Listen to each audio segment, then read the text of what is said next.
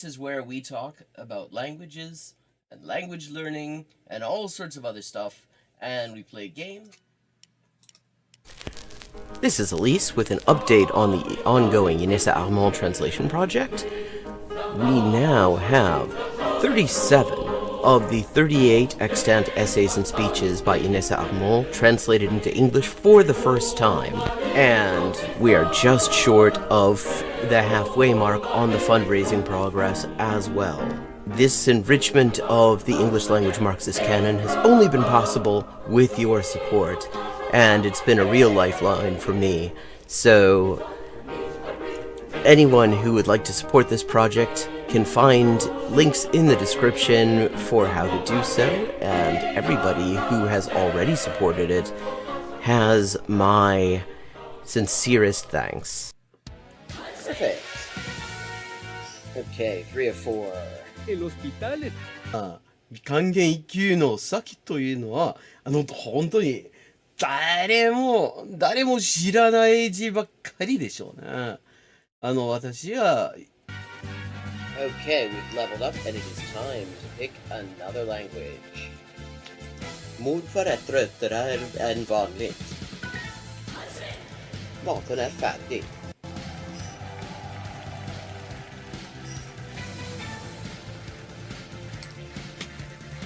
And let's see what we're doing when we get back.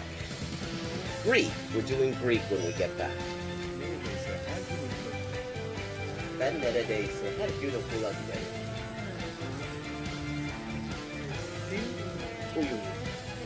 Fun fact.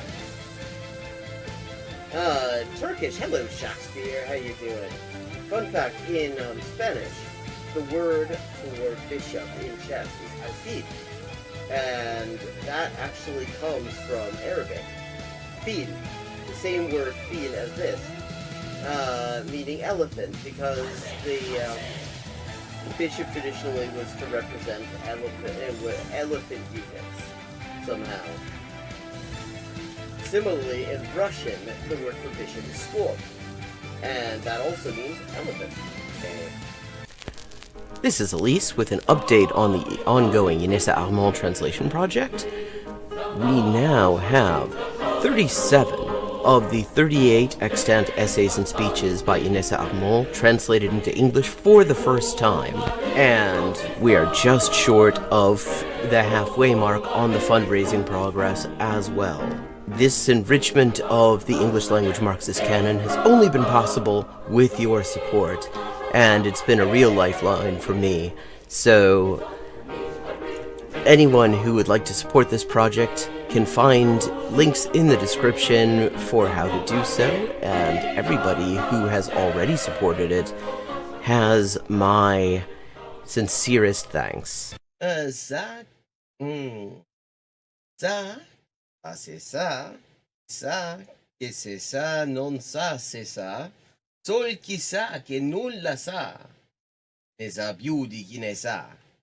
Ecco. Bonjour et bienvenue à Hyper Polyglotting avec Élise. Moi c'est Élise, traductrice, éditrice et écrivain avec 20 ans de travail. Et ça c'est la transmission en direct ou en jeu des jeux, surtout GeoGuessr en dernier temps. Et parle des langues, de la linguistique, de l'acquisition des langues.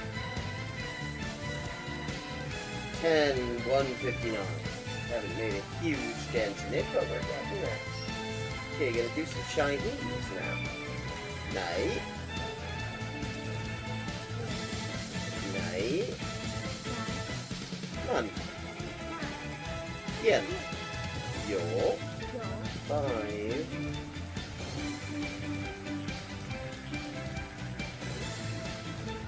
Ducks are drinking wine. Bangba, okay, Bangbas is duck. Okay, I have now leveled up. Let's see what the XP situation is now. 10,340 out of 12,500. And as always, viewers can choose my next language for me just with a follow and a $5 to my Patreon. Sotto le frasche del capanno 4 gatti grossi stanno. Sotto 4 grossi sassi, 4 grossi e grassi gatti.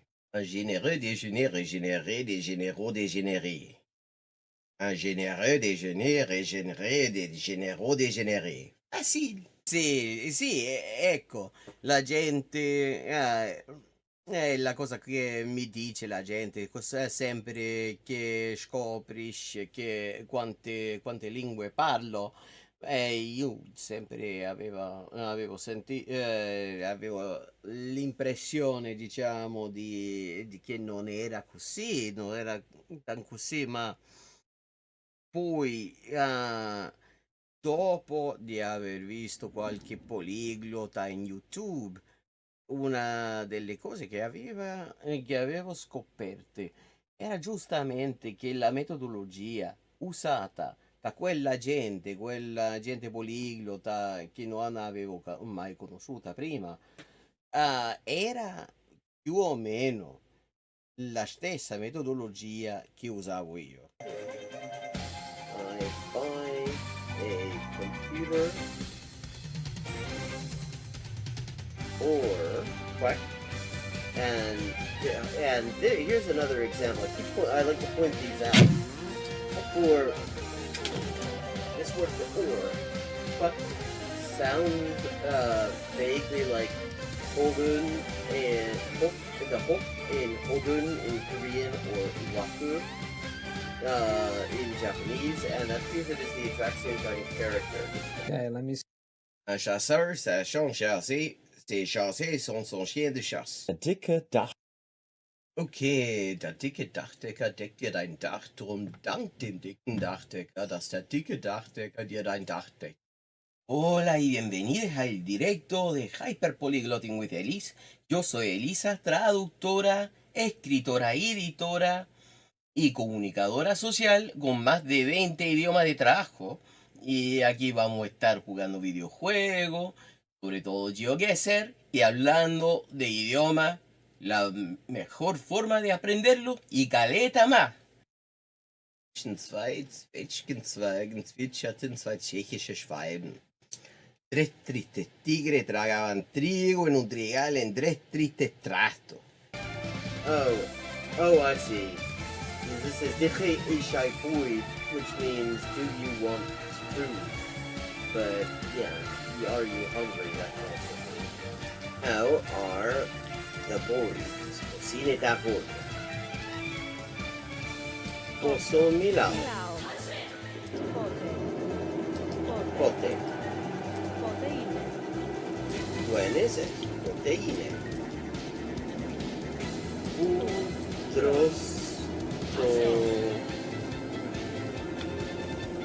Protoculo.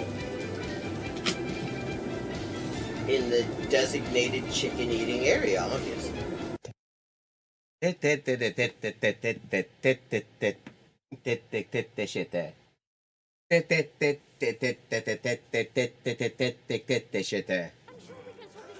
Okay, still 3 times I have to defeat him.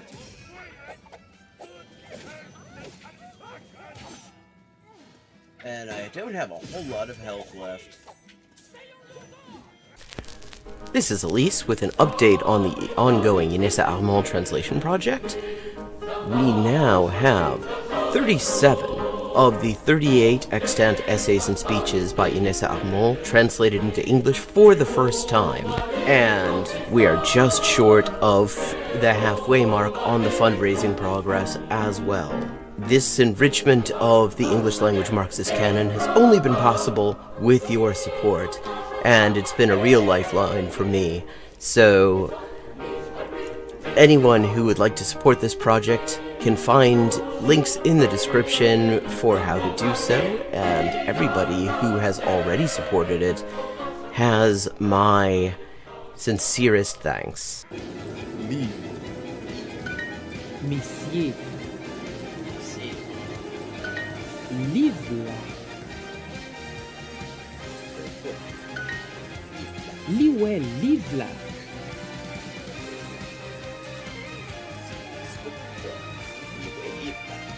Bucks Mustan kissan paksut posket.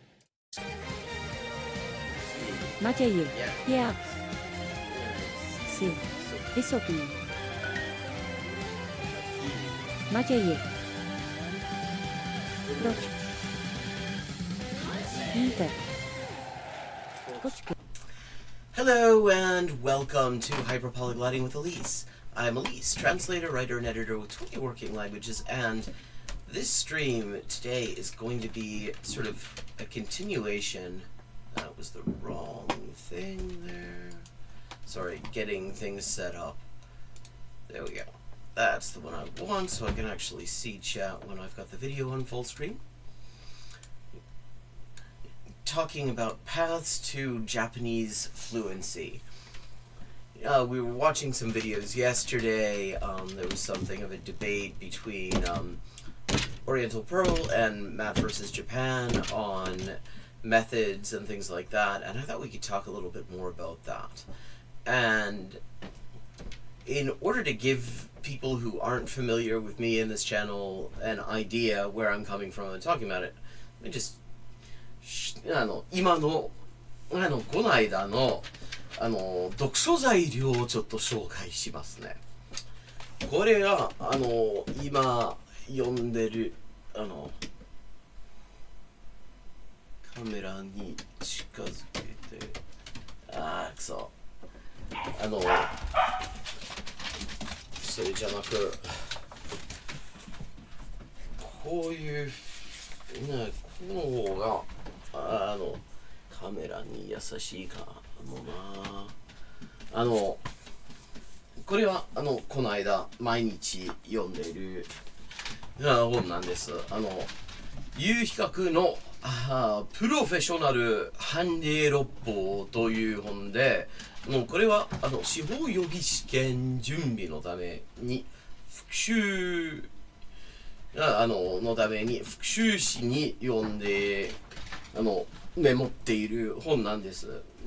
今は債権総論という民法の一部に集中していますけれども、今日は保証債権という保証債権の話を読んで復習していたわけなんです。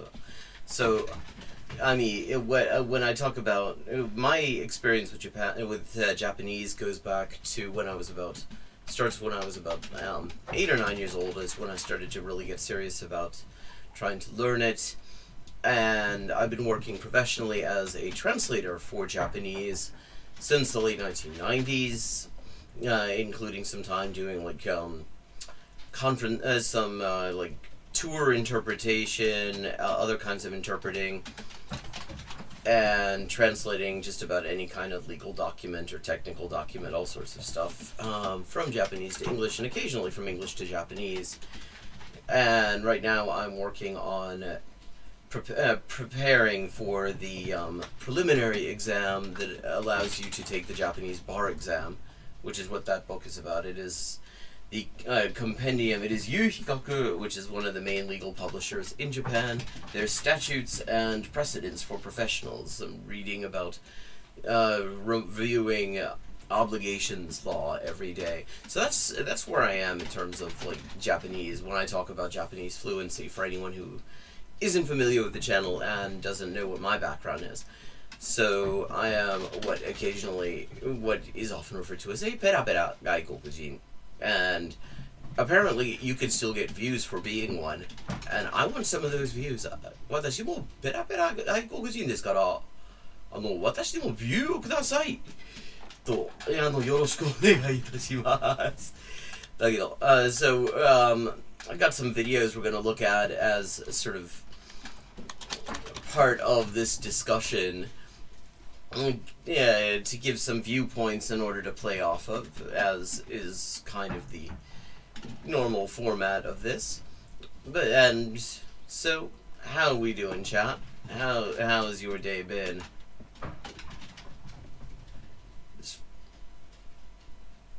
日本語ってこれも足じゃないですか。 Okay. The first video we're gonna watch, it's one of the main people from Mizuno-san from Yuru Gengo Radio, which is a channel we've been watching and looking at some videos from for the past few weeks, because it's just fascinating stuff on that channel. It's called 海外の反応ペラペラ外国人が日本語の疑問を直撃ゆる言語学ラジオ水野が解説 by Mr. Fuji from Japan, a channel I'm not actually familiar with. I'm just gonna make a note of it, but I'm gonna drop the link in chat and then we're gonna have a look at this.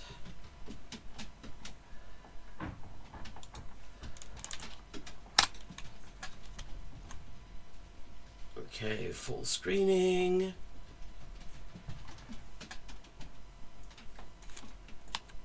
日本語ってもともとまず大和言葉っていうのがあって、Okay, I need to move this chat widget where it's not going to be. Annoying. Okay. 未だに始めるがどっちかわかんない。始めるはだってさ、始めるにはいろんな漢字があるわけですね。痛い字も含めて変な関係一級配当内の漢字でも始めるが書かれますよ。だからどの漢字で始める始めなどを書くのか、それは絶対に愚問じゃないんですね。I mean, 始める is actually one of a number of, really numerous Japanese words that can be written with more than one kanji with similar or related meanings. Often it is very much a nuanced sort of thing. It is, and actually this is a thing that can be challenging for native speakers as well. 日本人って子供の時はそういう区別は頭になって漢字勉強して初めてそういう区別をつけるようになるってこと。文字見るだけで絶対に発音できるくない？そんなことないと思います。いや違う、敵がいた仲間に。だから日本語読んでて今回はどっちで日本人聞こうとしてでもなかなかそもそも聞こうとしてることを理解してないっていうか。こんにちは、全人類と友達になろうと僕がミスターウジです。そしてじゃないもです。そしてマットです。そしてMatt vs. Japan. We meet again. And today, a very, very special guest. ゆる言語学ラジオの水野です。お願いします。いやもうお越しいただきありがとうございます。とんでもないです。私の方からこの度 I can't help it. I just reflects. I just bowed to. I sort of stopped myself to the video. 本を出されたということで、今なら出ていただけるんじゃないか、熱烈オファー出させていただきました。皆さん買いました？会話の 0.2 秒を言語学する。会話の 0.2 秒を言語学する。Okay. I gotta get this. That sounds interesting. それこちらぜひお求めください。また宣伝してくれてる。最後にまたこれねお話しさせてもらいたいと思いますけど、大ファンでございます。今日のテーマは日本語学習者が感じる日本語の謎聞いてみたい。 Okay. So this isn't going to be so much about paths to fluency. So we might not watch this for very long, but it could be interesting anyway. It's not a bad place to start. Because like everybody who is in here, well, other than Mizuno-san, who is a native speaker, obviously, is a non-native speaker who actually one of them I'm actually familiar with, who speaks Japanese very well. The rest of them sound like they do, though I haven't actually seen any content from them before, so I can't really judge. 知らない方はねいらっしゃらないと思うんですが、ゆる言語学ラジオの、水野さんお越しいただいて、ペラペラ外国人の日本語の謎をぶつけてみようというような企画となっております。申し訳ないんですけども、ゆる言語学ラジオさんのどんなものを扱ってるかとか聞いてもいいですか？はい、ゆるく楽しく言語の話をする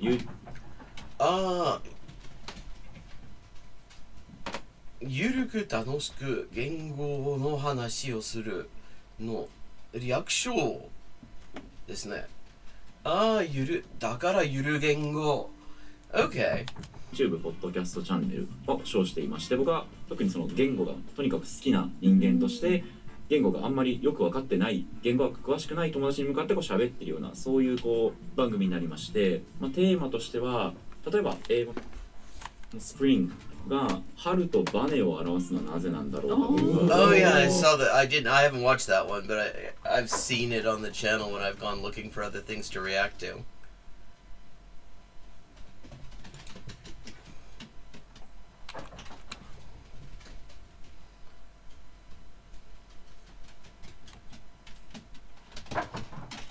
ドイツ語にはない概念ですよね。ですね。はい、これ助数詞とかこういうことがあるんですけど、Okay. Yeah, okay, counter words. Yes, this is one of the many things you have to get used to if you're learning Japanese from the perspective of a language. There are languages other than Japanese that have these.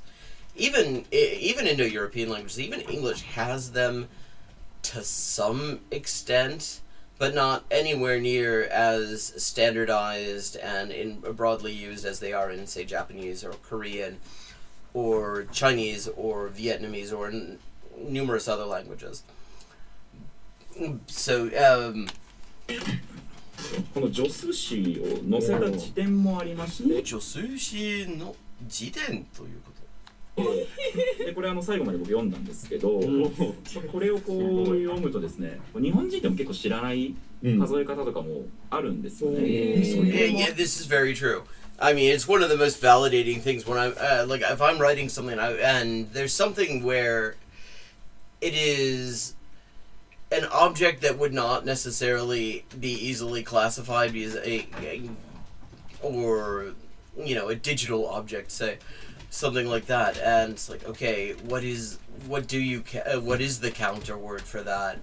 And you look it up sometimes, and it turns out there are actual debates on Reddit amongst native speakers about which one would be the correct one. That there's actually a lot of doubt or disagreement sometimes about what the proper counter word is. It's always really validating when you find that actually the question that you're asking is something that native speakers also aren't sure about. あるんだ。分厚い。いや、これ分厚くはないですね。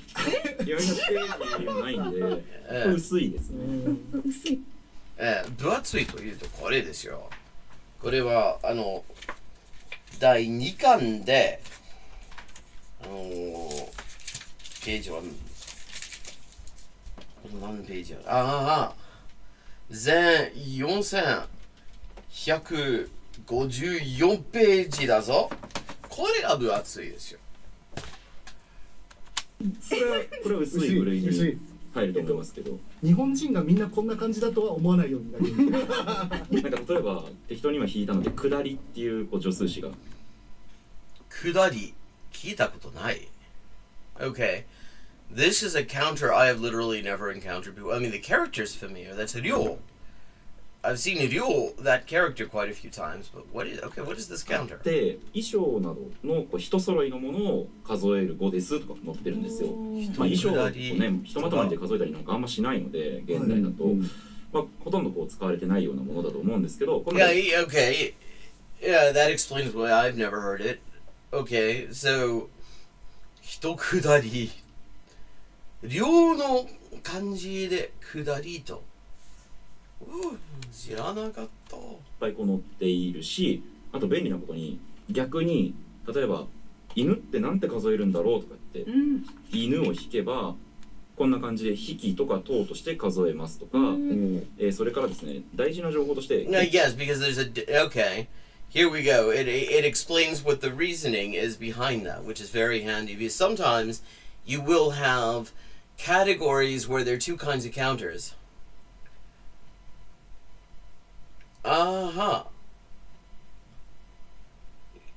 It's determined depending on whether you can carry. Okay, that makes sense.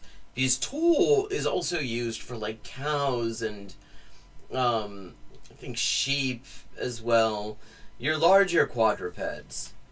原則として人間が抱きかかえられる程度の大きさの小型中型犬は匹と数え、それよりも大きい犬は頭と数えます。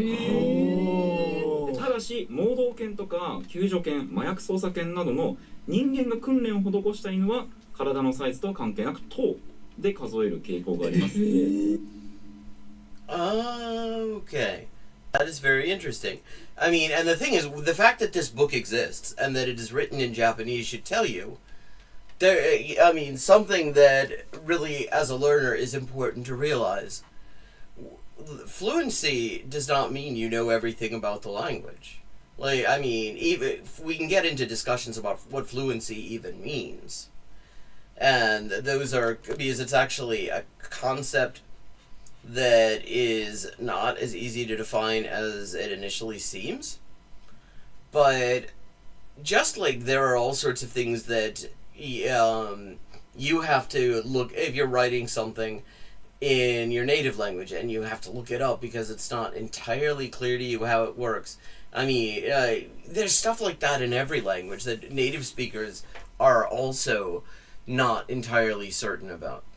So it's so like just because you're not sure about something, that does not necessarily mean you're asking a question that indicates that you're like bad at the language.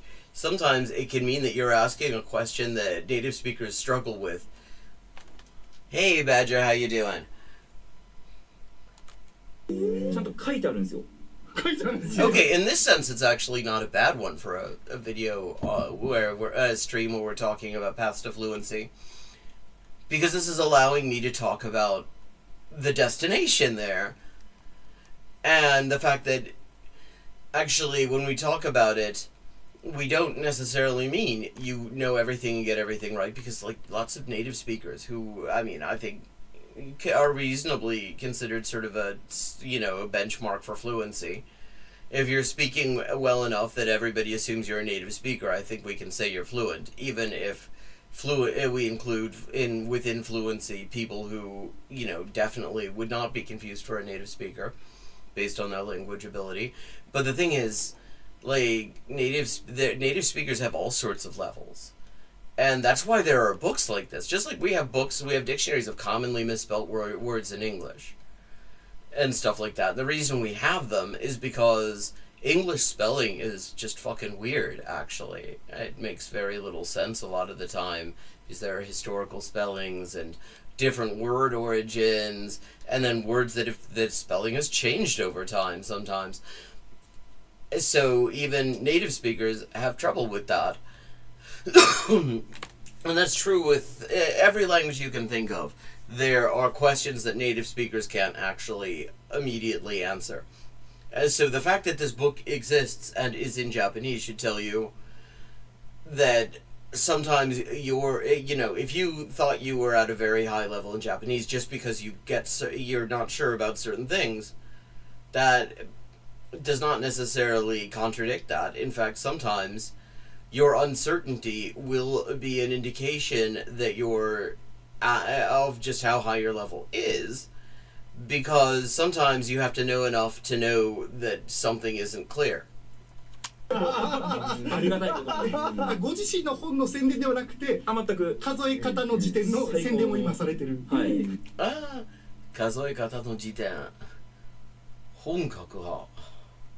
何でも一個一つと数えていませんか。橋は一線。橋は一線。線ですか。本じゃなく。知らなかったよ。なので、橋を数えたこともないしね。数え方に困ったらこれ手元に置いておけばバッチリ数えられるよと。であとその匹とか頭の違いがわからないって最初におっしゃってましたけど、もう書いてあるんでちゃんとその抱きかかえるぐらいのられるぐらいのとかあとは Yeah, I mean, and these are the sorts of questions, like if you were to ask a random person, say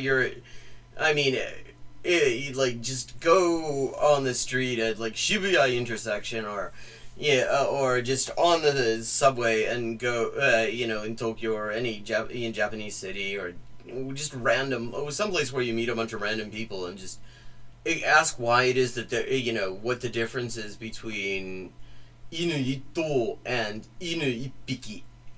And chances are a lot of them will not actually have a great answer to that.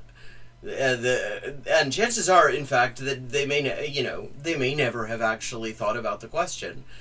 Even if they're using it, in the formally correct way. I mean, one thing I've gotten out of the occasional time I've spent like teaching English or teaching other languages is learners will often notice these things and ask questions that force native speakers to think about stuff they've never had to think about, and it's difficult. So sometimes when we talk about fluency, it doesn't necessarily mean you know everything in that book, because most native speakers probably would have at least a few that would surprise them. た時に人間の上背より低いぐらいのサイズだったら引きで、それよりも大きい、例えばライオンぐらいだったら等だろうとか、ざっくりそれぐらいの基準で日本語話者も数えているので、そういうようなこととかも載っているので、一番困っちゃうのが、例えばこの場合は引きって分かったとしても、どういう数がつくかによって発音が変わったりするじゃないですか。1分、2分から8分でいいのか8分でいいのか、それすごい日本語喋れるのが迷っちゃうことがあって、はいはい。一応これもルールはあるんですよ。Yeah, and those rules are not always as clear as you'd want them to be. Like, they are often not entirely cut and dry. Like, there are rules about, like, sometimes, okay, a lot of the time, when you add a suffix, add a syllable as a suffix to a word, the consonant at the beginning of it, if there is one, gets voiced. Kaisha becomes gaisha, or something like that. But then a lot of the time it also doesn't. And knowing which one is sometimes not straightforward. 前にこういうようなものが来たときは、例えばプンになるとか、フンになるとかっていうルールがあるんで、これは言語学で音韻論っていう言語学の phonetics, yeah. Phonology or phonetics. 解概念の中で整理されているので、学習者の方もやってるうちに法則性を自分で勝手に見出していくことがあると思うんで、そんな理不尽では実はない。確かにその分とかコロコロ変わったり、一人二人の I mean, and then there are also sometimes you have within specialized forms of language you have different counters. For example, if you watch any Japanese dramas where there are people talking on, two-way radios from a helicopter or something like that, they will not say, if they mean 100, they will not say 100, and they will not say 100. They will also not say 200 for 200. They will say 100, 200.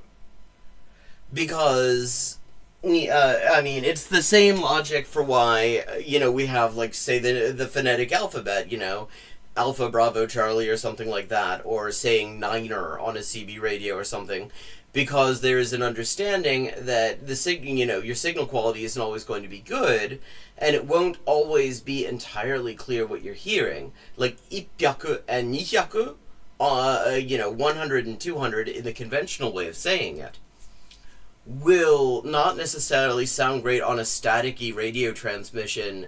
If you're breaking up a little bit and you have to give coordinates and it's those numbers, then that won't necessarily, that's a big difference sometimes. So, and yet the two can easily run together. So you say 100, 200, because 100 and 2 definitely sound different, whereas い and に can totally sound, can sound totally the same depending on your signal quality. So there are all sorts of things like this within language that will, and when I first heard that, I decided I Googled that, because I was like, okay, I've never heard anyone say that before. And it turned out a lot of people had never heard somebody say that before. And, I looked it up in Japanese, and you get discussions like, why do they do this? For the same reason, which of course you would, because it isn't automatically straightforward unless you think about the application. So there's all sorts of stuff like that within a language. So when we're talking about fluency, you can be fluent and not know that.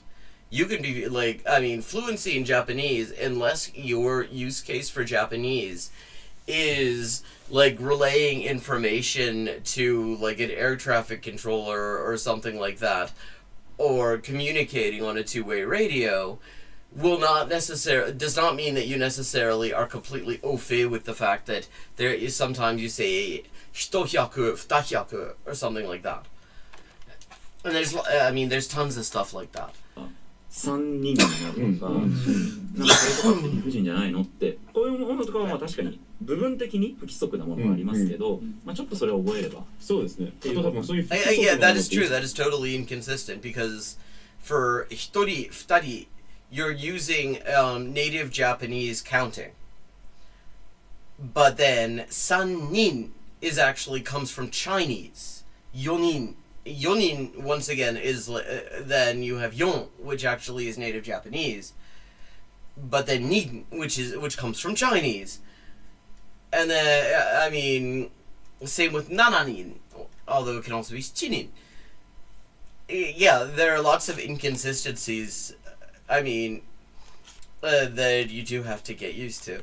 一番よく使われてるものでよく出てくるからこそ覚えやすいみたいなところもあります。そうですよね。日本語の英語学習者からすると、なんで go の過去形は went なんだとか思うわけ。Yeah, that's, and the only way you can actually know that one, to explain that is to explain Middle English, because we actually have the word, and you don't hear it very often except in very flowery writing.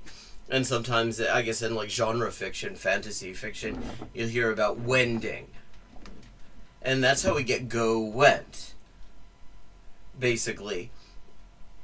But, yeah, so many things like that we just take for granted as native speakers. If somebody actually asks you, it actually will require you to, like, teach, study etymology to make any sense out of it, because it is very much a historical thing. It's lots of stuff. There's stuff like that in every language. If you, like why it's el día, el problema, and not la día, la problema in Spanish, even though it ends with a, so, surely that means it should be feminine. And you have to actually go back to Vulgar Latin and Greek in order to understand that. で、それも高頻度語のものを不規則なものを残しやすいっていうのが世界的に言語を見ても言われていることなので、ご勘弁いただければ。日本語代表と英語代表で戦う友好条約結んだ今。理不尽が起きてもらってないんですけど、お互い様なので、はい。はい。ちなみにその麻薬捜査権。Okay, I'm gonna skip a little bit. Okay, actually, I think we're going to move on, because they're going to be having the so we can talk more about how to get there. So I've got a bunch of videos here that I found, so we can just look at them. From channels I've never actually heard of. 日本語で大丈夫です。 How did you learn? Can you answer in Japanese? Yeah. Hang on. I'm trying to pause you, YouTube. Stop doing that. Okay, channel I've never actually heard of before, called Takashi. The long E at the end. I'm dropping the link in chat. And this is called... Chat widget is in the way. How to become fluent in Japanese in 2025. Okay, interesting. As somebody who became fluent in Japanese in like 1996 or so, 1990, well no, not 1996, probably closer to like 1998. It'll be interesting to, it's definitely, I would say, probably way easier now. レベルはどれぐらいでした？結構少なかったです。だから日本語のおかげでもう本当に別の世界になっちゃった。別の日本。一番良かったなと思います。自分にとって勉強の仕方とか日本語の。Hey guys, how you doing? I'm Takashi. So today I'm going to interview foreigners in Japan who can speak really good Japanese, how they learn Japanese. Okay, let's get started. So you speak Japanese, right? まあ少しだけ。Right. どう勉強した。How did you learn? 一人で人と会話してちょっと真似してそういう2つできました。会話のおかげでちょっと日本語はちょっと上手に。I mean, you can hear the accent, but he's able to. I mean, okay, I will say, like he's speaking grammatically quite well. What he's saying makes perfect sense, and he's saying it. See, I mean, if we take the word fluid etymologically, it means flowing. His definitely flows. 8年前に日本に来たんです。フランスから。その時のレベルはなんかどう？いやもう本当に下手だった。でも日本に住んでたらちょっと人と会話したいとか、田舎に行ったら全然人が英語話せないからちょっと残念だと思ったからちょっと日本語の勉強頑張った。でも今YouTube のおかげでとか勉強の仕方が多いから。Yeah, I mean, I would have to say this this platform offers all sorts of materials to learn from. I mean, if I had this back in the 90s, shit, I mean, it would have gone so much quicker. 勉強の仕方見つけてで結構上手になれるだと思う。勉強した日本語を取得したことによって日本の生活どう変わりました自分の。Yeah, like he's speaking at normal speed here. And if you can actually respond, if you can actually deal with normal speed in Japanese, which actually, it doesn't just sound fast, it is actually one of the faster languages out there in terms of number of words per minute, number of syllables per minute, then you're doing quite well. 1日がもっとありました。日本語が話せなかったらもう本当に生活が全然違うだと思う。だから日本語のおかげでもう本当に別の世界になっちゃった。別の日本のアクセスができます。日本語上手だけでじゃなくてもう本当に深いの話でもそういう文化の。Yeah, I mean, as he's going, you can notice that there are definitely, so, there are some grammatical errors, but not anything that really impacts your ability to he can make himself understood, no problem, it sounds like. シェアとかできるとか、もっと楽しいだと思う。もちろん子供の。もっと楽しいだと思う for example. That is a common mistake that learners make because you get used to saying だと思う. Da meaning like it is what's called the copula. It means like is, essentially is or are, to oversimplify things massively.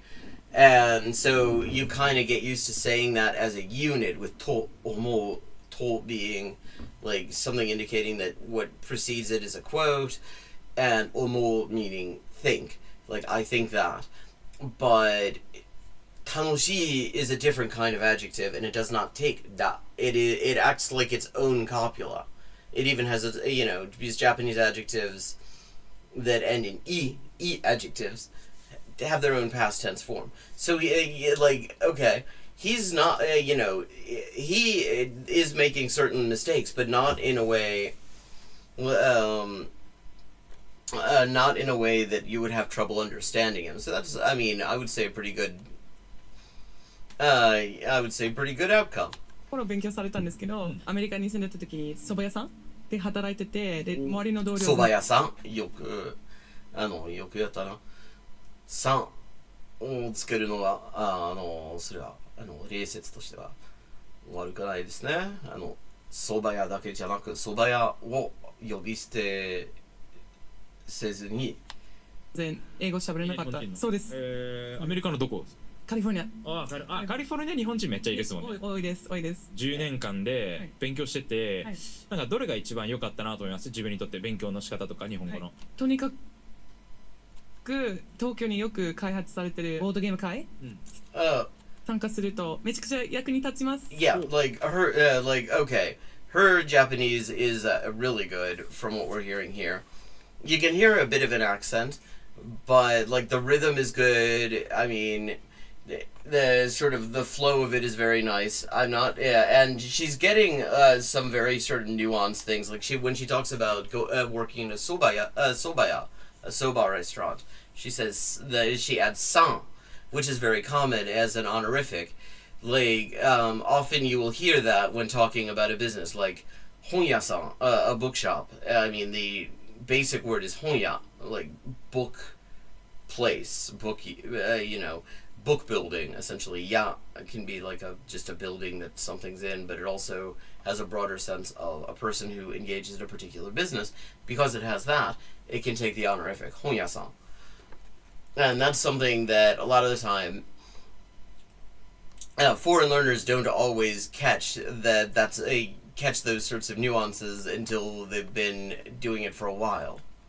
私ゲームが好きで、あと騙し合いゲーム、人狼っていうゲーム、ウェアウォフがすごいいい勉強になる。なぜというのは日本語学校とか人に嘘つくことなかなか教えてくれないじゃないですか。だからその騙し合いをどうやって日本語でできるのって習えるのすごくいいです。I've heard that you got N1 before coming to Japan. Yeah, I did. How did you do it? Can you answer in Japanese? はい。じゃあ頑張ります。そうね、日本に行く前に N1 取るなんてちょっとレアケースなんで。めちゃめちゃすごいと思う、それマジで。俺、聞いたことない。あんまり聞いた。いや、あるだろ。いや、でも俺は、ほとんど独学で勉強した。で、その勉強仕方は結構雑。で Okay, this sounds like my own method, which was extremely random.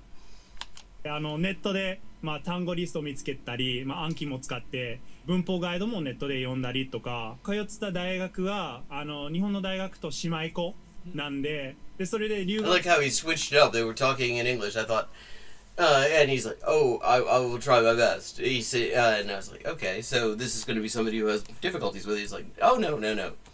生が多くて、それで友達作れて、会話練習も少しできた。僕のフォロワーとか、今見てる人とかって日本にいない人が多いんですよね。日本に来れないけど日本語を勉強したい人に対してアドバイスありますか？日本に Okay, this should be good. Here we're moving towards what I want to talk about. こうしたら自然に入ってくることを思わないで、まず Definitely true. ちゃんと基盤を作った方がいい。ほんまに欧米で話されてる言語は日本語と全く違うから自然に入ってこない。Yeah, I wouldn't even say that it's because of the nature of Japanese specifically.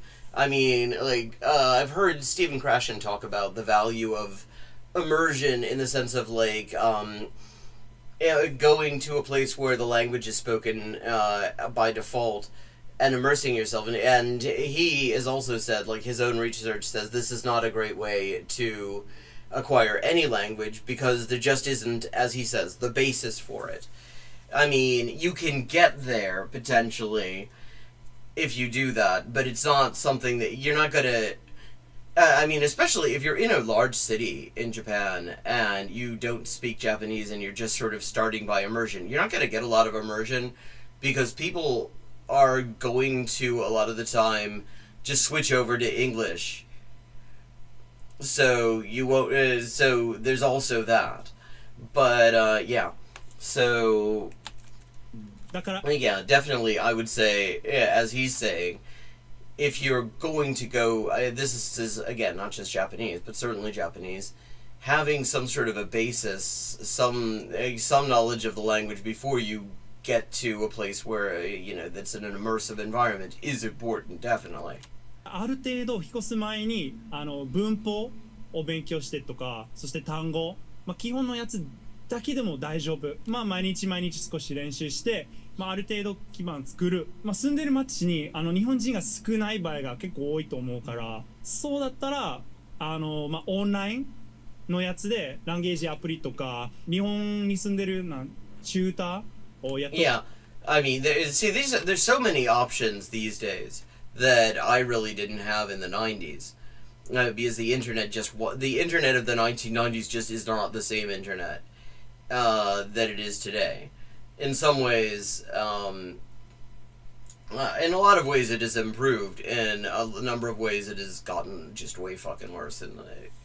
But in terms of options for learning a language that is not widely spoken in the place where you are, it has improved immeasurably. そう言って、でそれで会話練習もできる。それ大きいかな。So living in Japan doesn't automatically mean that you're gonna be able to speak Japanese. Absolutely. And then many people who assume it's like that though. Yeah. That's the biggest waste. Like people think like, oh no, I'm not gonna study. Like when I move here, it'll just come. I'll be surrounded by Japanese. Yeah, no. I have to speak it every day when I'm buying bread from the konbini. No, at least get to like an intermediate or just even lower intermediate level, and then you'll be able to start picking it up a little bit more naturally. Yeah, I mean, when I went to Japan as an exchange student, I'd already been studying it on and off for like 8 years. Now, that wasn't very intensive study, and I didn't always have great materials, but I mean, I did find some good books that were extremely helpful. And for anyone who's interested, the Power Japanese series by Tuttle Publishers is one that I absolutely recommend. That is one of my absolute favorites. I've been recommending that for probably 20 years now. And I've just not found all that many books like it. So definitely worth picking up. And so I was, in terms of being able to understand, especially written Japanese, I probably put myself somewhere around B1, B2, something like that by the time that I got to Japan. And then being in Japan made a huge difference in terms of making the connections to sort of switch from a passive knowledge to a much more active knowledge to really be able to express myself and understand what was going on. But yeah, going to Japan with no knowledge of the language and just hoping that being around it is going to get you where you need to go probably isn't. I mean, you can manage that way sometimes. It's probably not going to be the best way. やってみたいんですけど、わからなかったら英語で話しましょう。ね？大丈夫、大丈夫。Okay. 英語話せない日本人の友達はいますか？ Yeah. Okay, he's actually slowing down his speech a little bit. Probably he doesn't even know he's doing it to a certain extent because she's already expressed sort of limited confidence in her Japanese. 言います。その人と話すときは全部日本語。全部日本語。おー。ゆうたさんありがとう。ゆうた先生ありがとう。誰？私のシェアハウスに住んでる人、初めて日本に来た時少ししか話せませんけど、今どんどんまあもっとコミュニケーションな日本の友達できました。Yeah, I mean she's sort of translanguaging, which is cool. You shouldn't. I mean, some people will have this idea that if you do that sort of thing, you're never going to get fluent or something like that, and that's just nonsense. In fact, if it helps you actually continue to make utterances within the language. What is he wearing? Is this what Swedish people wear in Japan now? Is he a Santarin? Interesting. But, okay. But, so, like, if you have to throw in words from your native language occasionally in order to kind of keep the flow, I mean, that's cool. If people are understanding you, then you're doing well. So sometimes you want to be careful because sometimes those words actually are Japanese words as well. Japan has adopted words from your native language, and they may not necessarily mean the same thing that they mean to you. So there's that requires a bit of caution. But yeah. というは、まずなんかその日本語言語学に行って、その1年間ぐらいその学校で勉強して卒業して、あとは就職してですね、今なんか日本で働いてる。それは日本の会社ですか？それともインターナショナルの会社？なんかインターナショナルボーイの会社なんですね。なんか半分ぐらい、日本人と外国人。仕事で日本語使ったりとかも。なんかたまに半分ぐらい半々。日本に来た時に日本語のレベルはどれくらいでした？いや、なんかその簡単ななんかその章とか全然もできひんくて、できひんくて、it sounds like he's learned like 関西弁。コミュニケーション全くできひんかった。待って。できひんかった。いや、大阪弁？そうなんか大阪弁。なんで？いや、なんかそのずっと大阪、ずっとというのは2年間で大阪で住んでるやから、よく言われるのが、この外人大阪弁って。東京にいて、確かに外国人が東京で大阪弁喋ってたらちょっとみんなびっくりする。そうかもしれない。標準語も喋れますか？なんか喋るやけど、多分なんかめちゃくちゃ中秋性な感やから。なるほど。Sorry, this looks the armor he has on. Whatever the deal is with that, it reminds me of in Civilization 6, Germany is represented by Barbarossa, Redbeard, Friedrich der Große, and his armor looks a lot like this but shinier, and he moves around very similarly when he. じゃあお酒とか飲んだらずっと大阪弁ね。ずっとお酒弁ね。大学で日本語を勉強してどんどんあまり大学から知識あんまり取れなくて自分で独学始まってそこで日本語の教科書よりも日本人と一緒に遊びに行って自然な表現硬い表現よりも自然な表現、使ってきました。Yeah, I mean, a lot of the time that is one of when you get to the point where you can make yourself understood enough that you can have conversations in Japanese, even if your Japanese isn't all that flash. That's you can actually start to pick things. That's when you can really start to pick things up just hanging out with people. 東にいる時から日本語の勉強してたっていう。はいはいそうです。それ実際に日本に来た時レベルはどれぐらいですか？一回だぞ。結構少なかったですね。なんか N4 N5 ぐらいでしたけどどんどんなんか上達するために頑張ってて日本人の友達からいっぱいなんか教えてくれました。日本で日本の語の勉強で何が一番なんか良かったですか？自分にとって。コミュニケーション会話をすること、教科書よりもなんか自分で喋ることが必要だと思うけど。アラビア語を話す人は日本語勉強しやすいですか？難しいですか？ I mean, I would have to say it depends really on the book and the conversation. I think they're good for different things. Like, I mean, and there are textbooks and there are textbooks. I mean, one of the things that I really love about the Power Japanese series and why I plug the shit out of it when I talk about resources is precisely that one of the things it does is there will be example sentences, good example sentences, interesting example sentences in Japanese and then translated idiomatically into English, often with a word-for-word gloss as well, so you can kind of see how it's put together. And that made a huge difference for me, like in terms of like the quality of my Japanese, just speaking it, and as a translator, understanding how to go about that. 全然簡単じゃないと思います。文法とかなんか書き方も右から左で。アラビア語が右から読むのびっくりした聞いた時。日本語と韓国語と。Oh well, I mean, a Korean speaker has a huge advantage with Japanese. I mean, first of all, grammatically, Japanese and Korean are very, very similar. And then in terms of vocabulary, both of them have huge numbers of Chinese loan words. They use those loan words often in very similar ways, and phonetically there are, predictable relationships between how this stuff is pronounced in Korean and how it's pronounced in Japanese.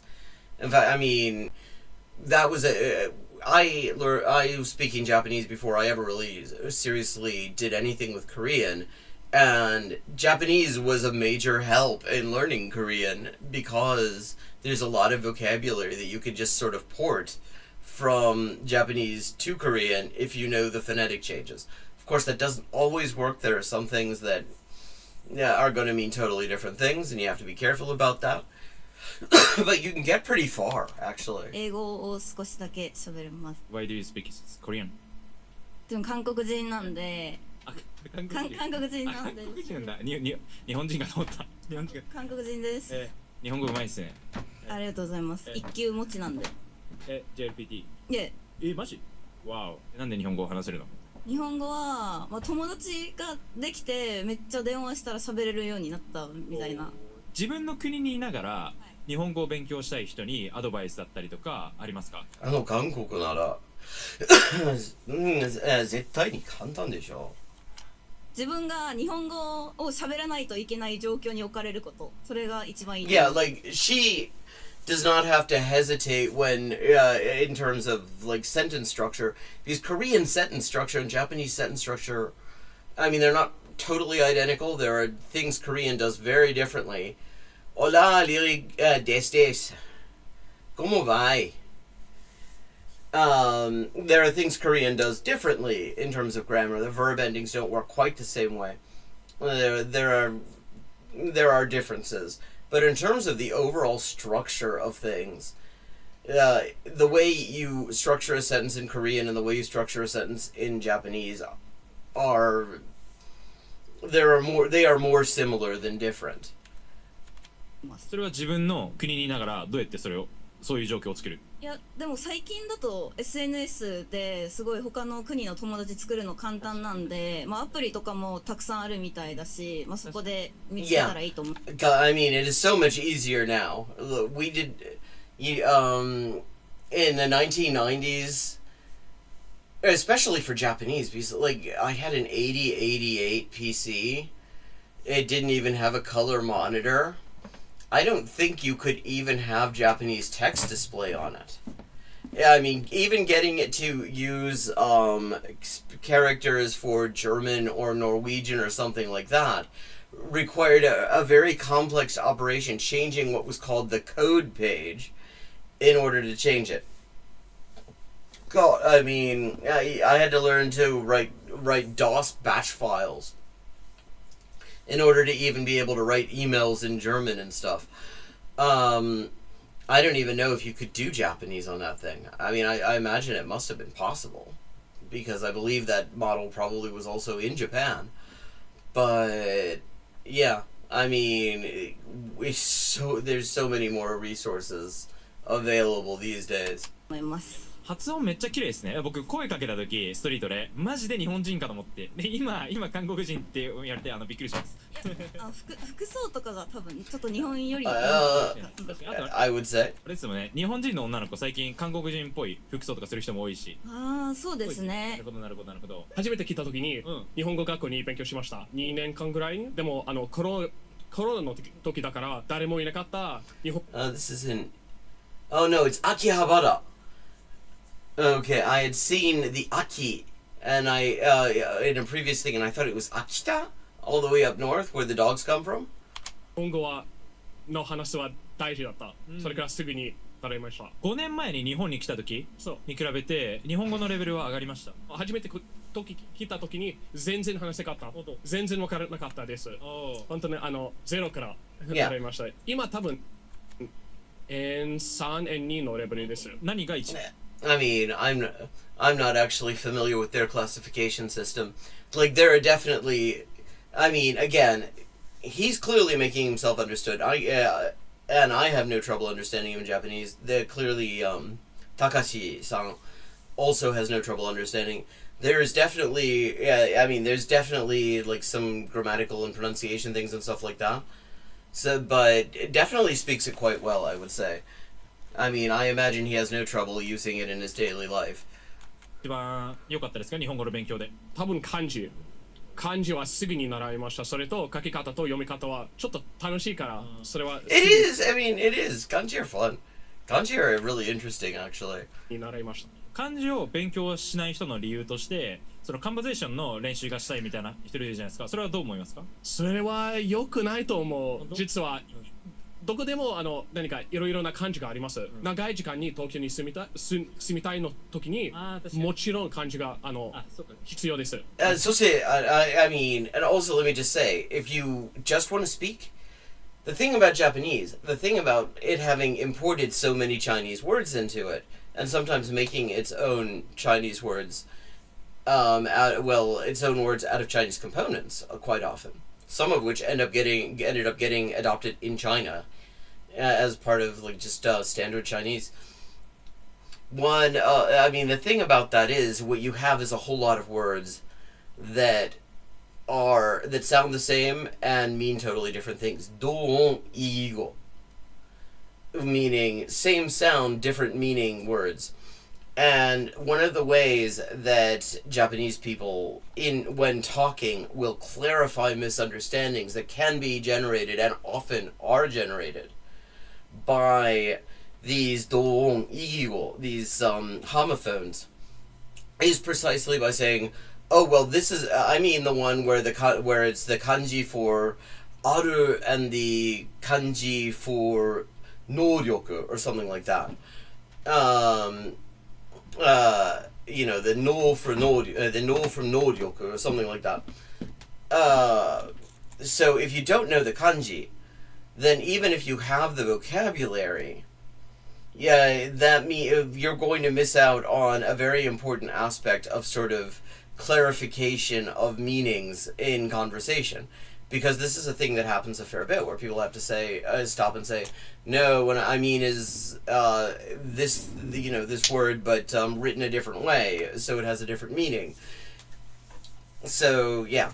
I mean, I would say definitely knowing kanji is actually extremely important. Some of the interviewees mentioned learning kanji is crucial, but let's be honest, learning kanji is the hardest part of studying Japanese. I don't know that I'd agree with that. As a non-native speaker with a good knowledge of kanji, I'm also kind of actively working on studying for a Kanken Ikkyu,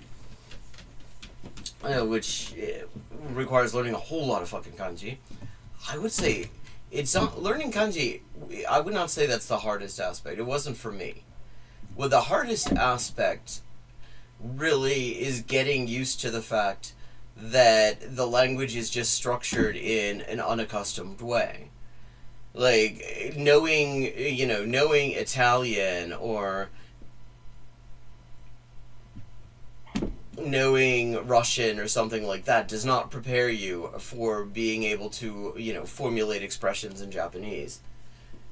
Isso não me lembro se já te perguntei isso antes, mas como falo japonês quase como uma falante nativa, às vezes sentes que o japonês é a tua quarta língua.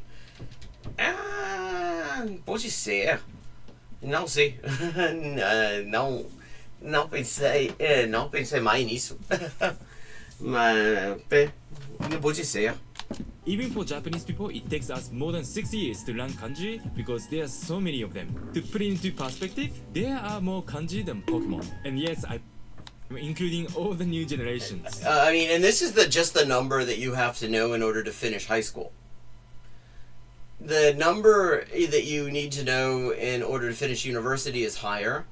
The number that you need to know in order to do the Kanji Kente Ikkyu, it adds another 6,000 to it.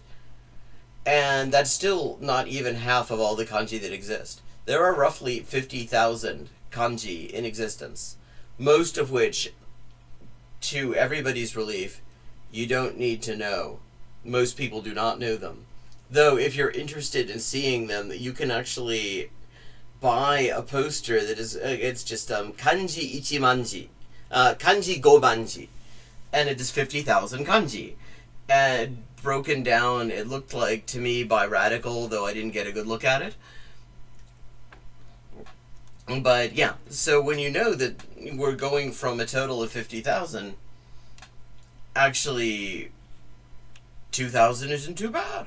Here's a secret of how we Japanese people learn kanji. They make us write kanji over and over to memorize them. In fact, researcher at University Tokyo found that writing on physical paper can help you remember information better. Yeah, it's true. already 2025. Carrying a notebook everywhere can be inconvenient. Plus, with a notebook, you cannot easily erase mistakes. Instead, I recommend trying Paper-like, a screen protector for iPads that really feels like a paper. It uses nanodots technology, which are tiny microbeads. Okay, interesting. I don't have an iPad. I actually don't really think highly of Apple products, but very interesting.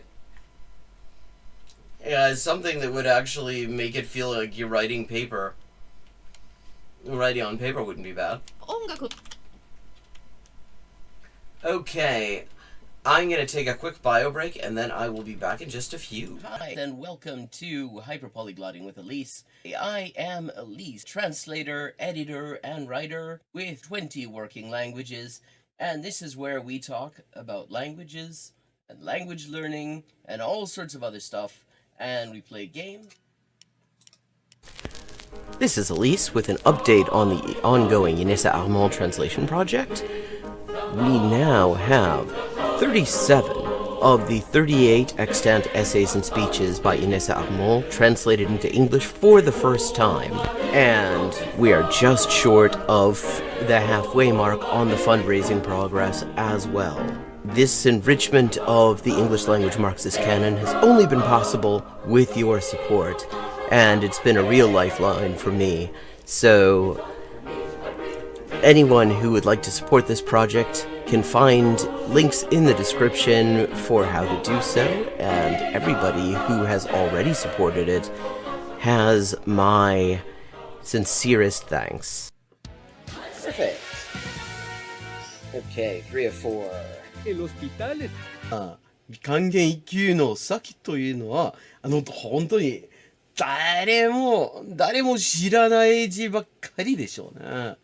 私は、Okay, we've leveled up and it is time to pick another language. Morfar är tröttare än vanligt. Maten är färdig.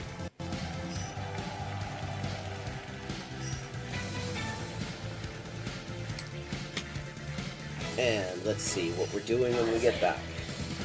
Greek. We're doing Greek when we get back.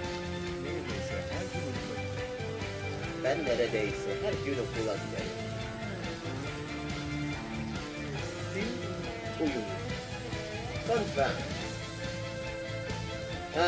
Turkish. Hello, Shakespeare. How you doing? Fun fact, in Spanish, the word for bishop in chess is alfil. And that actually comes from Arabic. Fil. The same word fil as this. Meaning elephant, because the bishop traditionally was to represent elephant units somehow. Similarly, in Russian, the word for bishop is squab, and that also means elephant. This is Elise with an update on the ongoing Inessa Armand translation project. We now have 37 of the 38 extant essays and speeches by Inessa Armand translated into English for the first time, and we are just short of the halfway mark on the fundraising progress as well. This enrichment of the English language Marxist canon has only been possible with your support, and it's been a real lifeline for me. So, anyone who would like to support this project can find links in the description for how to do so, and everybody who has already supported it has my sincerest thanks. Ça, c'est ça, que c'est ça, non ça, c'est ça. Sol chi sa che nulla sa, ne sa più di chi ne sa. Ecco. Bonjour et bienvenue à Hyper Polyglotting avec Élise. Moi, c'est Élise, traductrice, éditrice et écrivain avec 20 ans de travail. Et ça, c'est la transmission en direct ou en jeu des jeux. Surtout GeoGuessr en dernier temps. Et parle des langues, de la linguistique, de l'acquisition des langues. 10-159. Haven't made a huge dent in it, but we're getting there. Okay, gonna do some Chinese now. Night. Night. Month. Yen. Yo. 5.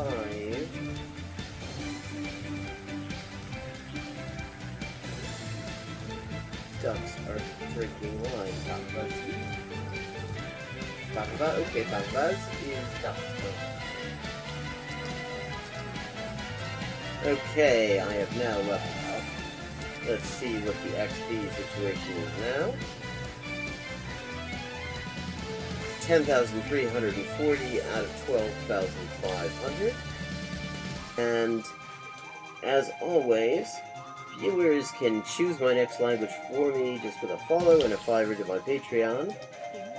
Sotto le frasche del capanno 4 gatti grossi stanno. Sotto 4 grossi sassi, 4 grossi e grassi gatti. Un généreux déjeuner régénéré des généraux dégénérés. Un généreux déjeuner régénéré des généraux dégénérés. Facile. Sì, ecco, la gente... è la cosa che mi dice la gente, sempre che scoprisce che quante lingue parlo. Io sempre avevo l'impressione, diciamo, di che non era così, non era tan così, ma poi, dopo di aver visto qualche poliglota in YouTube, una delle cose che avevo scoperte era giustamente che la metodologia usata da quella gente poliglota che non avevo mai conosciuta prima, era più o meno la stessa metodologia che usavo io. I find a computer or what? And here's another example. I like to point these out.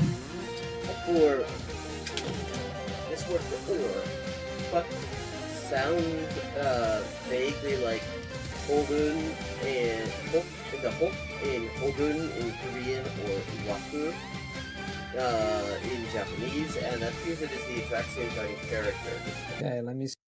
Un chasseur, c'est son chassé. Ses chassés sont son chien de chasse. Dicke Dach. Okay, der dicke Dachdecker deckt dir dein Dach, drum dank dem dicken Dachdecker, dass der dicke Dachdecker dir dein Dach deckt. Hola y bienvenidos al directo de Hyperpolyglotting with Elise. Yo soy Elisa, traductora, escritora y editora y comunicadora social con más de 20 idiomas de trabajo. Y aquí vamos a estar jugando videojuegos, sobre todo GeoGuessr, y hablando de idioma, la mejor forma de aprenderlo y caleta más. And I'm back. Welcome to anyone who's just been joining.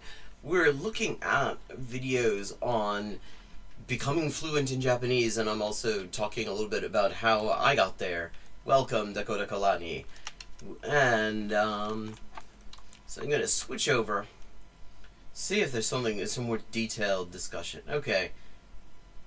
This is by someone called Justin. Justin, Japanese fluency is simple, but you're approaching it all wrong.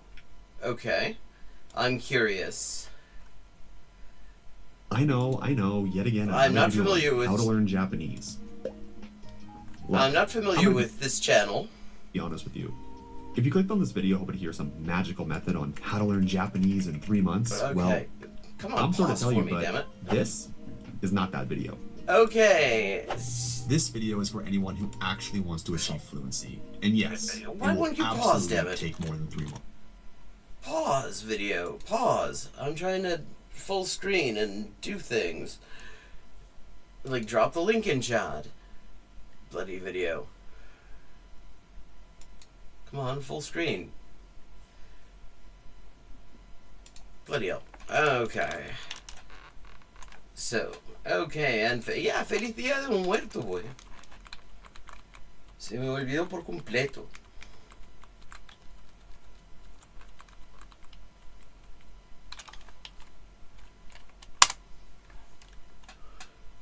That is the link to this video. I'm not familiar with this channel, but we're going to find out if I can ever get this bloody thing to full. Why isn't it full screening? Damn it.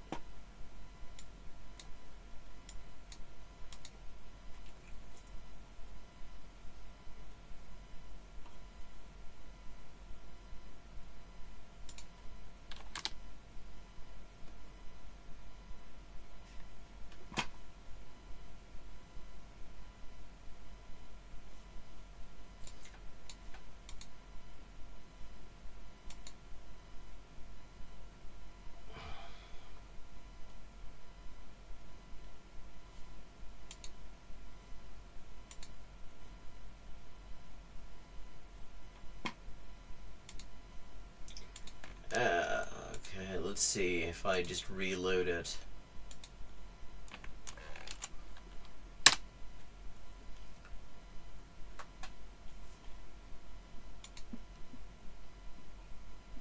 Don't know why it was doing that. I know, yet again, another video on how to learn Japanese. I mean, my immediate thought is, for one thing, now it's true that Look, videos telling people they're doing it if you click on wrong this video hoping to hear some magical method on how to learn Japanese in 3 months, well, are I'm sorry to tell you, but this is not. Pause, damn it. Are fairly standard in language YouTube. But I also think it is not exactly uncommon for people to be using approaches that aren't necessarily going to be overly helpful for them. So I'm kind of curious what he has to say on the subject. My struggles with Japanese. Okay, we're going to skip over the intro a little bit. Alright, look, my journey with the language was not some straight-line fluency. Yeah, mine either. In fact, it was actually quite the opposite. It was probably the messiest way to learn a language imaginable. Same here, because there are languages that I learned after I had already kind of worked out the basics of my own approach to my own approach. And then there are languages that I was working on before I ever actually really even had an approach. Well, I was really still developing all of that. And the way I learn is so, and like Russian, for example, or Italian would be, those would be examples other than Japanese of languages from before I really had an approach to language learning, when I was really just beginning to have thoughts on that. So, but yeah, my path to learning Japanese was also extremely messy. See, in the beginning, I had absolutely... This guy looks like Evan Edinger with different hair.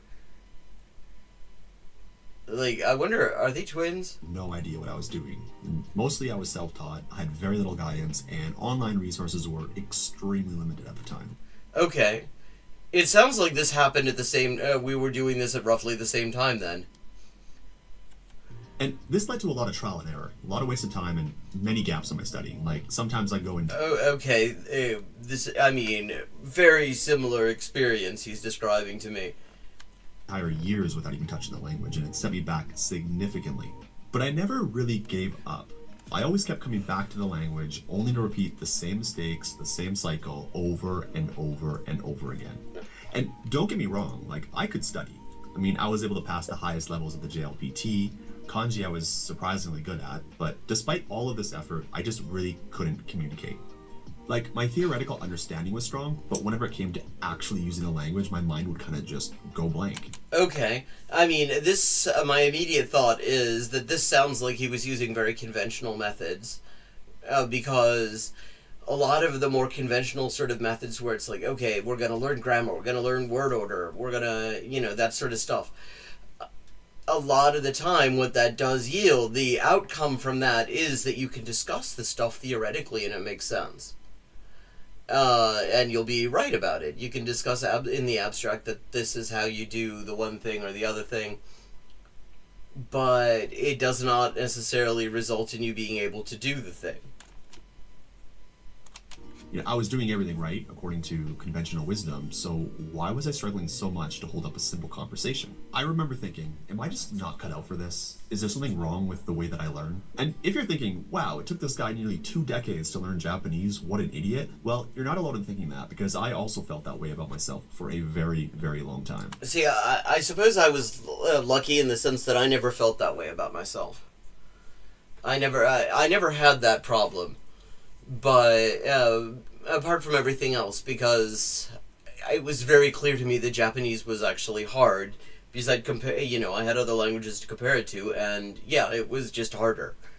There's a lot more to get used to. You have 4 writing systems, you have a grammatical structure that really is not familiar for a speaker of Indo-European languages, all sorts of stuff like that. I never really had to struggle with that angle of it. And, but the rest of what he's describing definitely sounds very familiar. I wonder if we're talking about the 1990s, early 2000s here.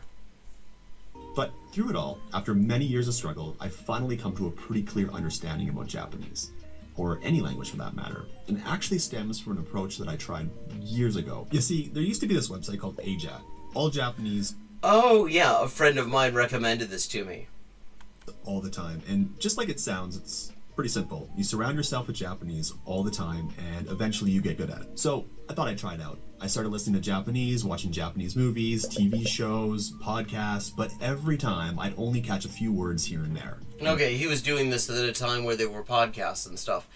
So a little bit later than me, because the term podcast did not mean anything when I was doing my like formative Japanese learning. We're talking late 80s through like to the late 90s, really. I would say it probably took me on the whole about 10 years from when I started to when I actually was fluent, certainly fluent enough to use it professionally for lots of purposes.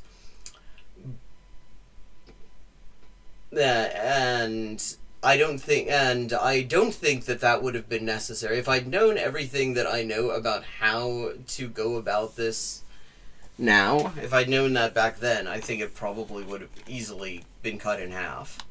After a few weeks, it felt like it wasn't working, so I just gave up. I tried this approach several more times over the years, thinking, okay, now I'm ready. But each time, it was Japanese signature background music? The same story. Hello. I always felt like I needed to memorize Language more mania. words, more grammar, before I was ready to actually understand real Japanese. And that was exactly my problem. How can I expect myself to understand real Japanese if I don't allow myself to get enough exposure to real Japanese? Yeah. Well, the answer definitely is simple. important. I simply just needed more input, more exposure to real Japanese. But unfortunately, I just didn't have the proper guidance at the time. And that's the thing, is that there are people, and I come back to this a lot because it is a problem with a lot of discussion around input as well. But input is an ingredient. It is an essential ingredient if you're going to actually acquire language. But it is not enough. You can't just have input. It has to be the right kind of input, which means you have to understand a bit about how it works, and then it's a matter of what you do with it. And the lower your level is, where you're starting out, the harder it is to find the best kind of input. I mean, I would say, for a commonly studied language like Japanese, for example, you'll probably do a little bit better there. There's lots of like easy Japanese podcasts and things like that. Oh, I have not been paying attention to the background music enough to notice this. It's so easy to say, hey, just do something in Japanese all day, every day for 5 years and you'll be fluent. But there's more to it than that. You see, you need some sort of framework, but at the same time, you definitely don't want to overcomplicate things. This actually led to what I now call my own framework for effective language immersion. And despite my own I'm very curious about this. journey... because I also ended up developing... I did not have any theory at all when I was doing this. Like Krashen is a name that entered my life probably 2 years ago, maybe a little bit more. I'd never heard of him. I'd never heard of his research. Never heard of any of this stuff. I came to this painstakingly on my own and developed an approach just through a lot of trial and error, which sounds like where he's coming from too, which makes this very interesting for me personally. All the talk about how incredibly difficult Japanese is, I'm here to tell you that it's actually pretty simple. Not easy, just simple. Okay, important distinction here. Nihongo... I've heard of Nihongo no Mori. See, languages are generally perceived as hard, but often not because of the language itself, but because of how vast they are. There's just so much to know. But if you know how to learn a language effectively, you'll realize that the difficulty largely comes down to the process. So, granted, there are specific things within Japanese that do make it complicated. Like, again, the writing system is one of them. Literacy in Japanese is much more challenging than literacy in, say, Italian or something like that. So, in other words, if your process sucks, the language will feel hard. Yeah. So, no. And, if the process isn't good, and you don't have previous experience of, succeeding at learning a language, often you will become convinced that languages just aren't a thing you're good at. Which is definitely not true, because you've got at least one language already. And you did very well with that. So clearly you do not lack an aptitude for language. You might, however, lack the skills to know exactly how to go about it in, a second or third language acquisition sort of context, because that's not really the same thing. It's more complicated in some ways. But a lot of people, I think, get this idea that they're just not good at languages precisely because they've just never really been exposed to effective approaches. What makes Japanese hard for most people is actually not the unique grammar or the intimidating kanji. It's simply the approach that people use to learn it. And again, I'm not saying any of this is going to be easy, because learning Japanese to fluency takes a long time. And that's precisely the hard part. But a simple process can make that journey faster, more efficient, and far more enjoyable. And that's what I'm going to show you. How I would learn Japanese to fluency if I was starting over today with what I know now. And okay, this is going to be interesting for me, because it really does sound like he's coming from a similar place in terms of how he was doing it. This will be very interesting for me to play off of in that sense too, because I also, I did not have an approach when I started Japanese, I was like 9 years old. Of course I didn't have an approach. Even getting to the point of saying that I had an approach, I probably would have been in my late teens by the time I had started to formalize aspects of my approach. And even then, it took longer before I would really say that I had anything that I would solidly describe as a process. You could call it immersion, but I have a different name for it, the CCR method. CCR Covenants, Contracts, and Restrictions? Stands for consistency, context, and repetition. Now, this is by no means an official method. I kind of just made it up because it's easy to remember that way. But these are the 3 most important ingredients for success if your goal is to be fluent in Japanese. Okay, I'm following him so far. This sounds like some of the most effective things that I did. There are definitely ingredients in the bits that I did that definitely worked. So, good start. Okay. So, let's break it down. Consistency is really just about showing up. You got to keep at it every single day. It's not about pulling an all-nighter trying to cram as much Japanese into your brain. Yeah, that's for learning purposes, that's useless. You may be able to sort of knowledge barf on a test and do reasonably well on it, maybe really well on it, but in terms of long-term being able to draw on knowledge acquired and actually use it effectively, this, that sort of thing is worthless. It's about making it something you just do on a daily basis. More on this later. The second C is context. So context very important.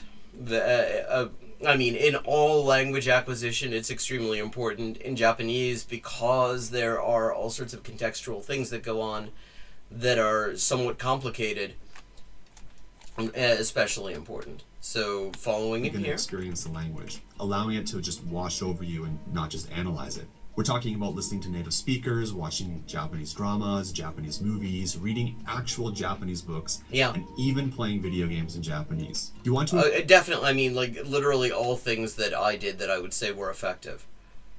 Acquire the language naturally. A lot of some of my most effective learning actually was just like drinking in Japanese.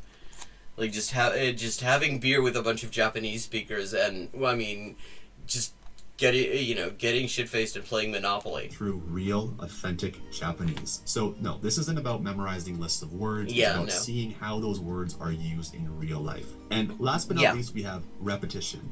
And this is very similar to consistency, but it focuses on re-encountering specific vocabulary, grammar, and sentence structures multiple times within different contexts to really solidify that. Sometimes the same context is also good.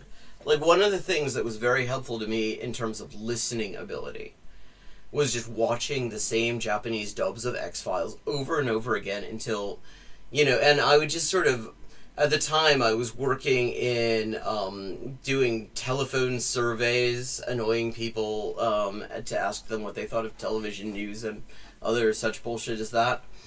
And there was a lot of downtime where I was just calling numbers and nobody was picking up. And so I had a piece of paper in front of me and I would just sort of scratch down things that I had heard in these Japanese dubs until I started to realize, until I started to understand every single word that was being said and connect it to words that I actually already had in my head. Which sort of rhymes.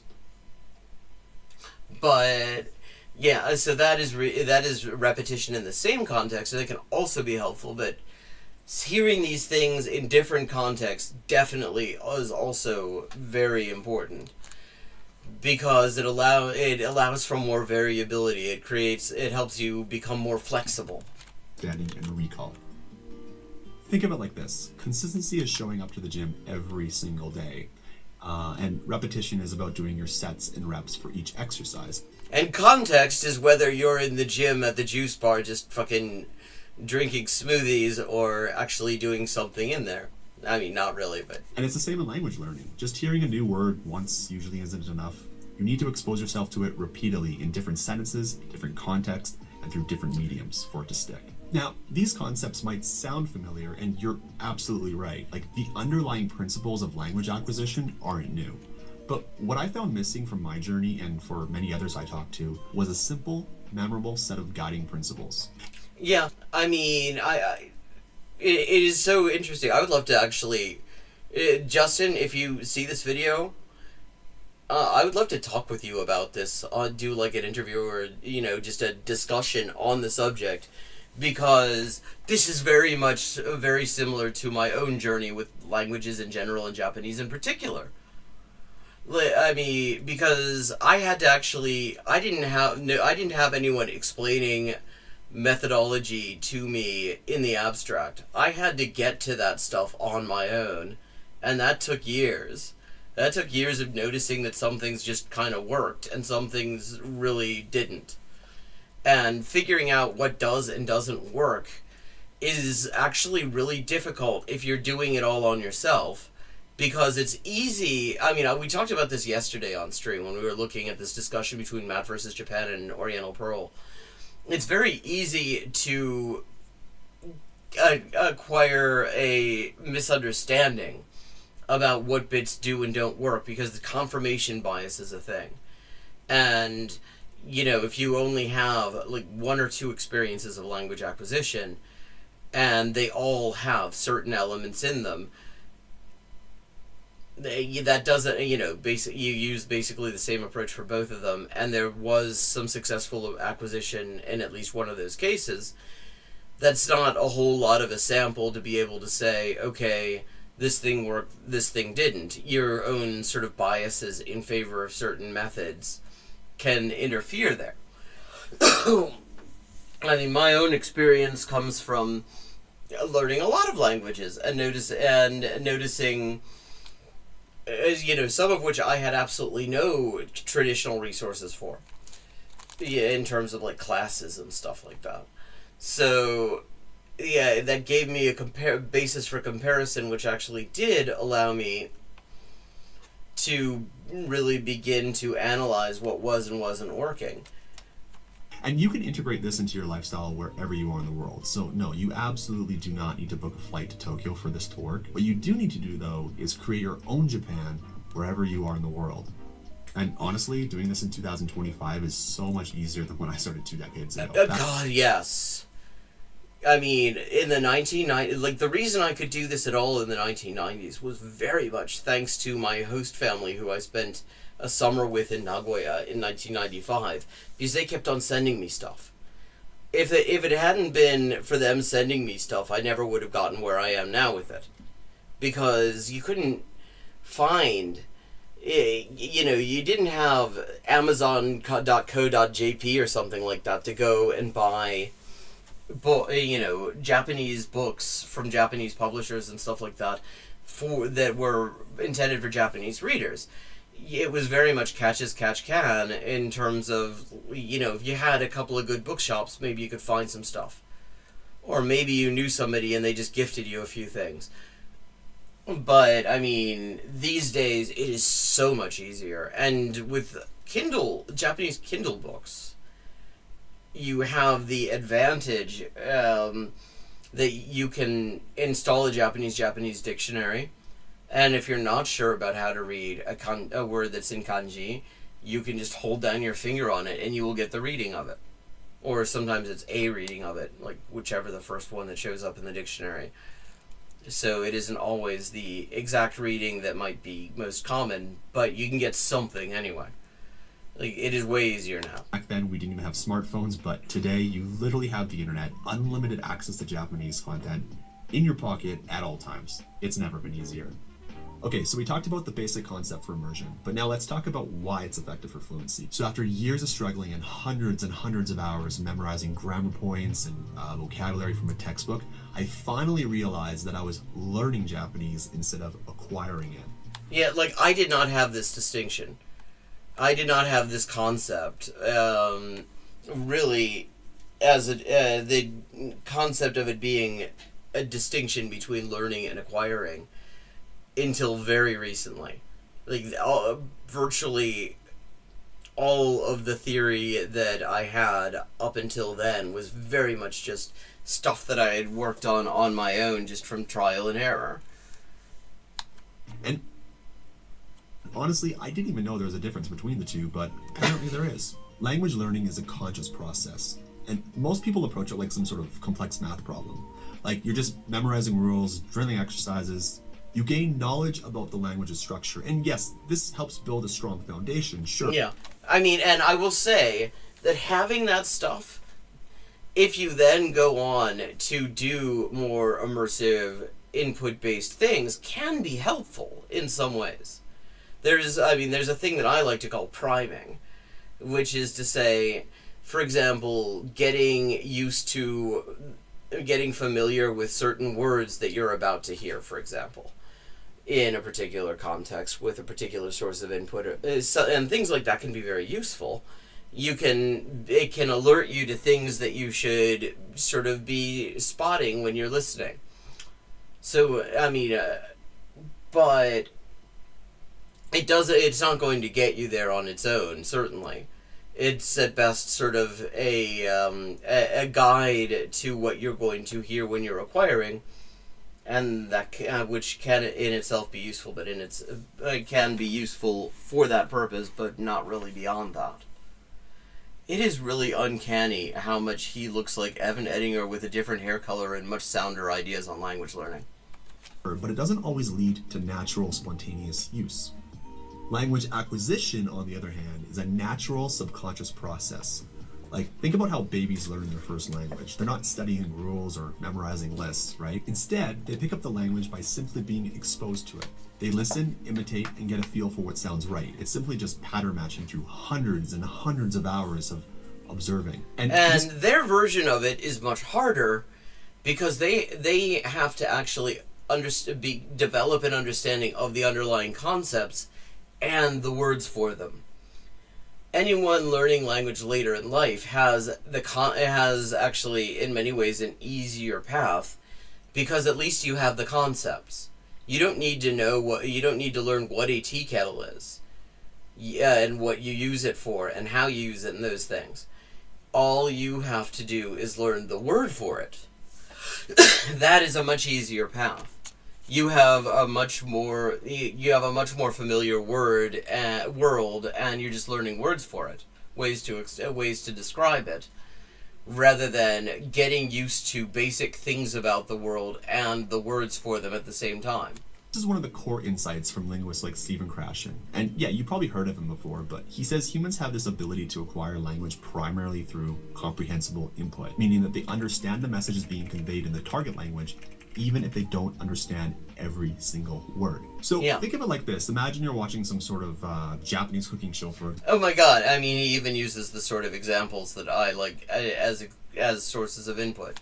Example. You might not know the exact word for whisk, but if the chef clearly demonstrates the action while saying the word, and you see them using a whisk, your brain connects the new... Like, okay, this is so exactly the sort of thing that I recommend, and anyone who's been watching this for any length of time has seen me going through examples of cookery videos specifically to show what makes them better or worse for language acquisition purposes, and sometimes also for cooking purposes. Down to the action and the object.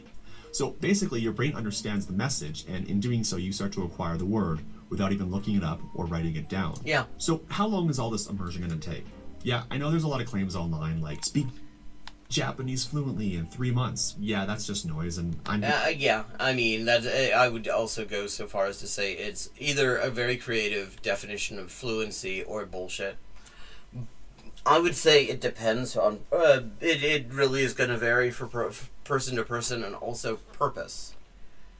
Like, what are you trying to use it for? Some areas of use are going to require a lot more study than others. To tell you that that's just not how this works. Even if you've already put in years of study, reaching that high level of fluency where you can comfortably understand and express yourself in Japanese will still take several more years of consistent effort. Now, I'm not saying you can't achieve. Yeah, I mean, I think that's fair. It's hard to say what how long I would have taken if I had known everything that I know now. But I will say, thinking about it, that there was a period where I was much closer to the sort of methodology that I use now than I was at the start, and that is also the period where I learned much more rapidly. And if we go from there, I mean, we're talking about like 1995 to about 1998 or so. So, yeah. I mean, and so what I'm getting at there is, if I had the sort of methodological insights that I kind of painstakingly developed over a long time of getting it wrong, I think we're talking about maybe 4 or 5 years to probably get to something close to the level that I'm at now. Some level as of opposed to short time frame, but you need to be realistic about your goals. Otherwise, you're just going to burn yourself out and potentially give up.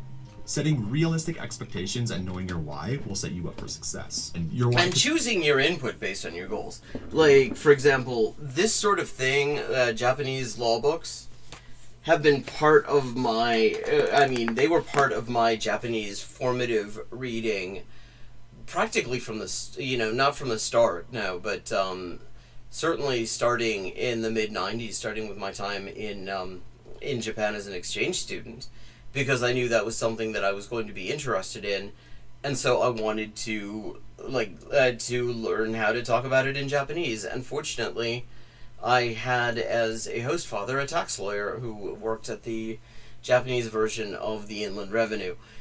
So, and he gave me some old books of his that I still have. Actually, I think, let me see, can I get at it? It's kind of, yeah. No, I'd have to move the green screen. It would be too hard to get it. I have like a couple of just old editions of Zeimu Roppo that he gave me. The like tax lawyer's desk reference kind of thing. And so I was learning stuff that was related to specific interests and goals from the start, and that makes it easier in terms of sticking with it, because it's just more interesting. It could be anything from the pure enjoyment of the process, the desire to live and work in Japan someday, or maybe you just want to watch your favorite anime without subtitles. I don't know, but seriously, nothing wrong with that. But the fact that you're watching this video right now and you already made it this far, that's a pretty good sign. So just keep remembering your why and you'll be fine. All right.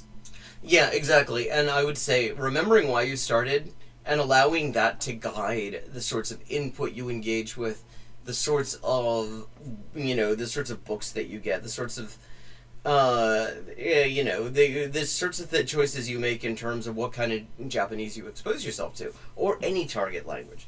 Like, much of what he's saying is very not specific to Japanese. But,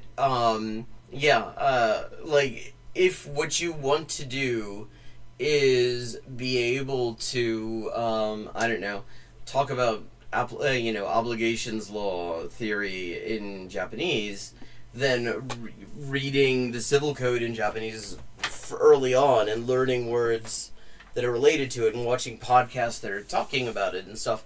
And there are entire courses, it's worth noting, in bar prep courses that you can get on YouTube for free in Japanese if that's something that you're interested in, that are actually fairly good, I would have to say, in terms of explaining it and providing visuals and stuff like that.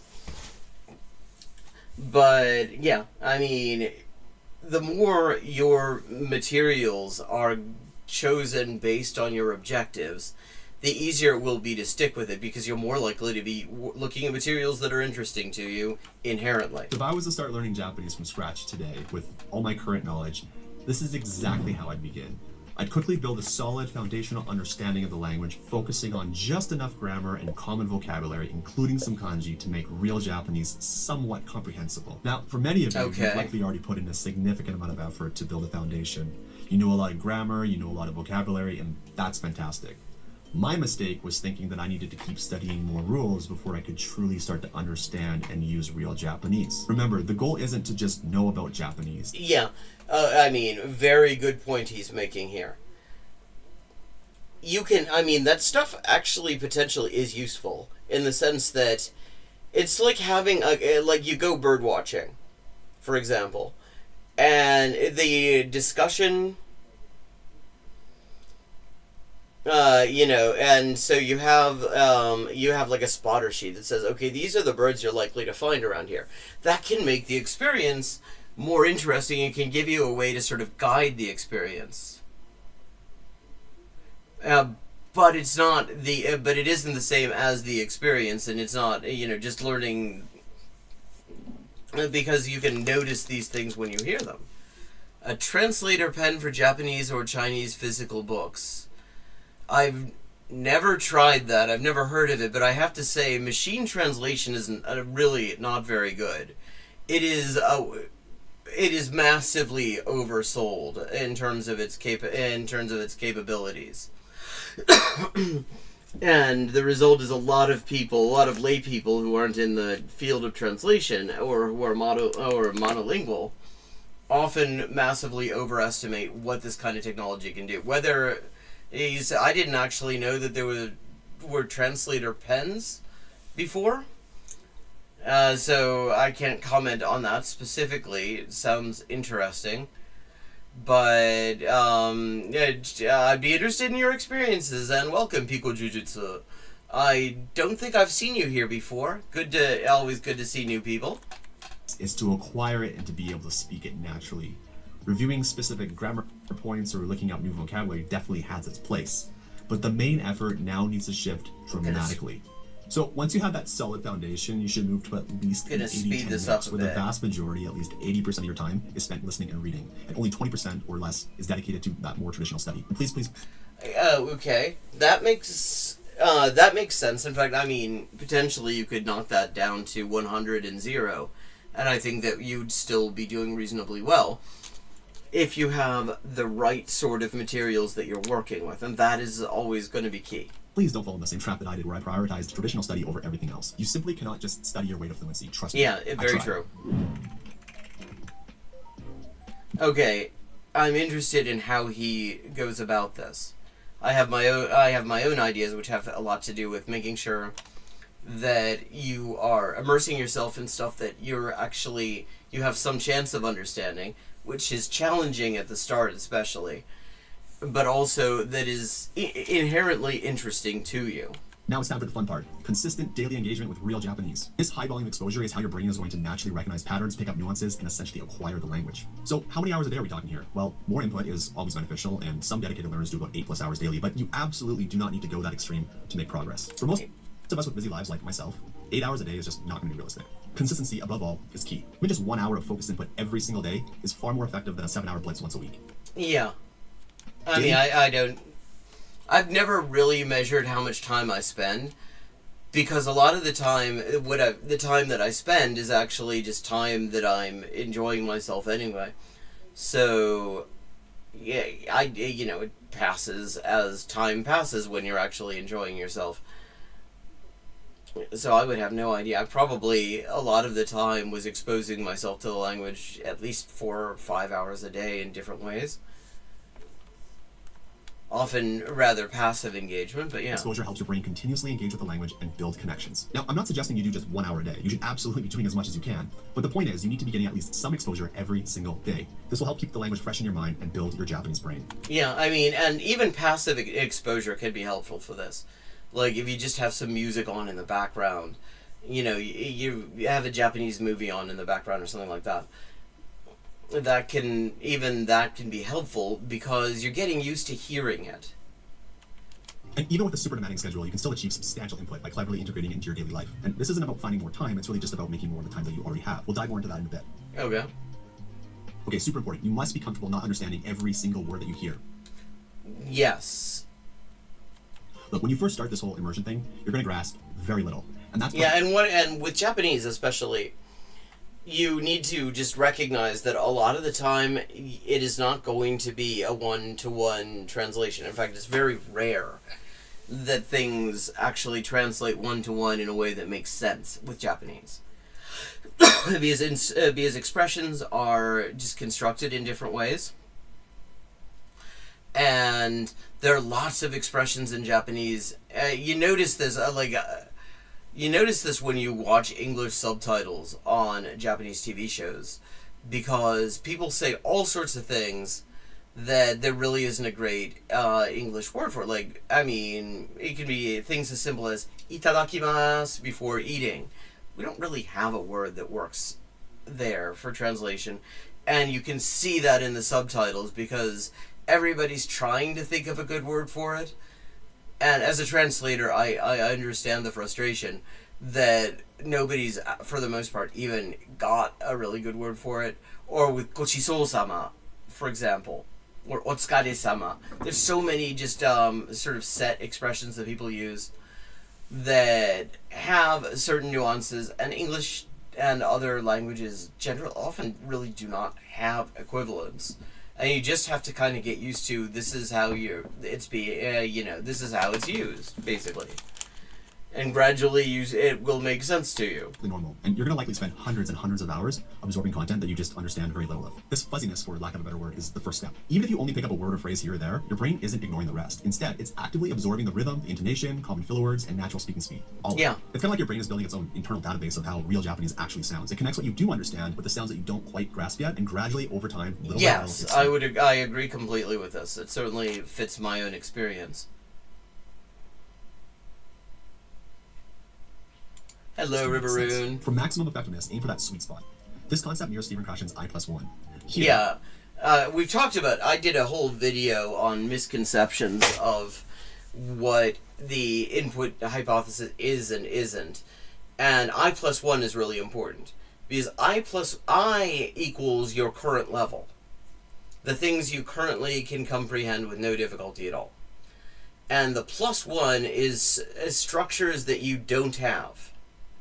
Structures that are just beyond your current level, but that you could potentially understand the meaning of, even though you don't grasp the structure. I represents your current understanding, and +1 signifies content that is just slightly above it. This is the ideal challenge level. Consider it like a video game. If it's too hard, it's like going straight to the final boss from the beginning. It's difficult, it's frustrating, and it just makes you want to quit. Yeah. In language learning, this is trying to listen to fast, complex Japanese where you understand almost nothing. It just sounds like noise, it's overwhelming, and your brain just quickly gives up. If it's too easy, it offers no challenge. It quickly becomes boring, and it kind of feels pointless. It's kind of like endlessly playing the first level of Mario over and over again. Only listen to Japanese that you already understand 100%. Was that Super Mario 3? To grow, and you will not progress. The sweet spot is kind of like playing an RPG, and you find that new area where the enemies are just a few levels above you. They're tough enough that you have to think, use your abilities, and maybe even try new strategy, but you can still win and gain experience. It's challenging, it's enjoyable, and it motivates you to keep progressing. In Japanese, this means finding content where you understand most of it, but there's still a few new words or phrases being introduced, and that's your I+1 in action. Okay. Yeah, I mean, everything he's saying is making perfect sense to me. A lot of it is exactly the way I would say it as well, which is wild. Because it means that it's difficult for me to think of things to say. I'm going to just link this video in chat, and I think we might move on here a little bit. See what else we've got. But, okay, Justin has great, very sound ideas on this.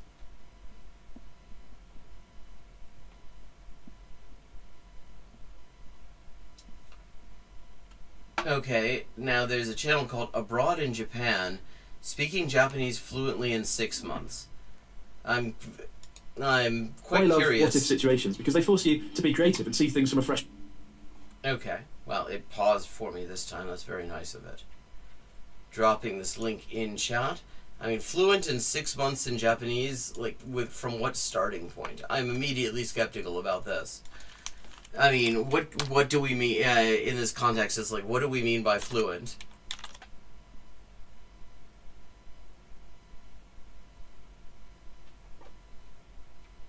Oh, wait a second. Why do we have his head twice? That wasn't intentional.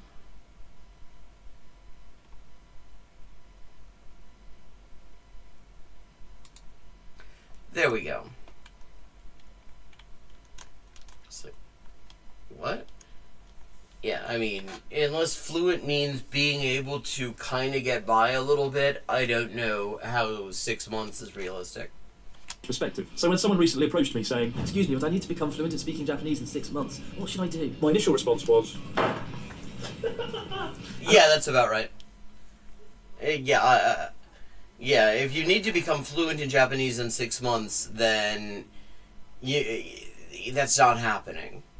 And I would ask why you need to become fluent in 6 months. Like, was this something you had more time to plan? And if it wasn't, yeah, I mean, somebody has imposed an unrealistic goal on you. That's not going to happen. after this exchange, I couldn't help but think, what if that person had actually said, "Excuse me, I need to become fluent in speaking Japanese in 6 months. And you've got 10 minutes to tell me what I need to do." And the more I thought about the whole speaking Japanese fluently in 6 months thing, the more I realised it is actually technically possible. With a Okay, I would not... okay, technically possible? We're stretching the meaning of technically very, very thin here, I think.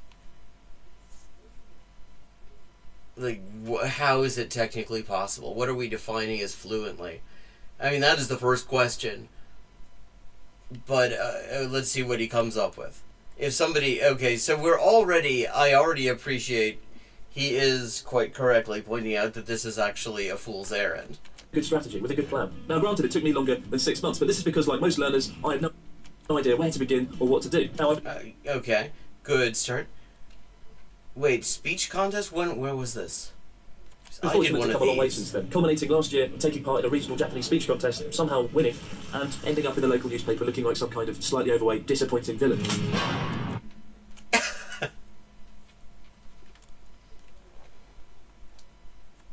So, if you have half a year to spare, or you're learning Japanese from a beginner to an intermediate level, here are 6 important points for making fluency in 6 months a reality. Or if you do lack the time, at the very least, in under a year. So in the aim of not being shot in this bizarre, poorly conceived, hypothetical situation, here is a 6-step strategy for success in speaking Japanese fluently in 6 months. Okay, I'm interested in the steps, even though I do not think there is any way. I mean, okay, let me say, if you're a native speaker of Korean, then you could probably... I still don't think 6 months is realistic, to being honest.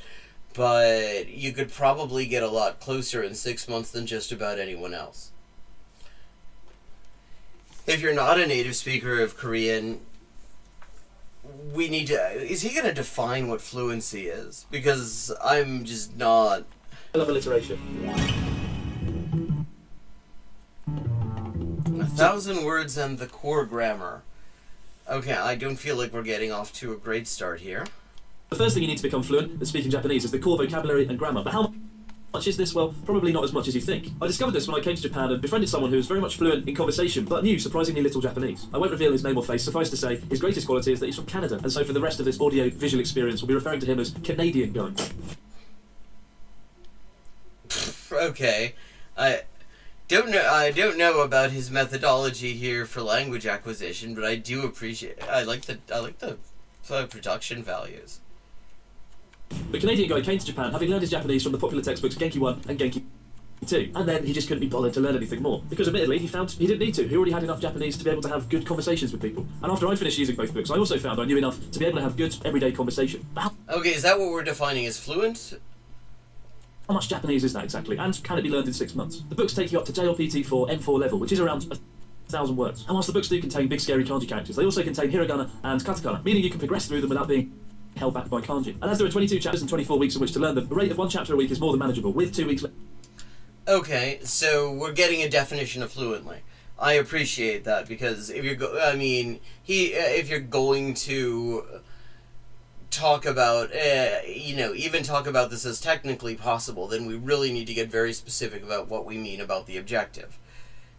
So if we're talking about being able to just kind of get by reasonably, see, I'd ask what a good conversation is in Japanese that you can manage on 6 months of study, but okay. Left over to learn hiragana and katakana if you need to. Now at this point, I expect everyone and their cat is shouting, 1,000 words in 6 months? It simply can't be done. Which I say, let's be ruthless and say we have 1,500 words to learn in 5 months because we want to use the 6th month to review the things we've learned and enjoy muffins. Basic math tells us that comes to a staggering 10 words a day. But if, like me, you have trouble remembering vocabulary, use a memorization website like Memrise, where you can learn new vocabulary daily, and you'll find that... Yeah, I mean... Okay, I'm not really digging this method so far. In fact, this is kind of describing the things I would immediately skip over.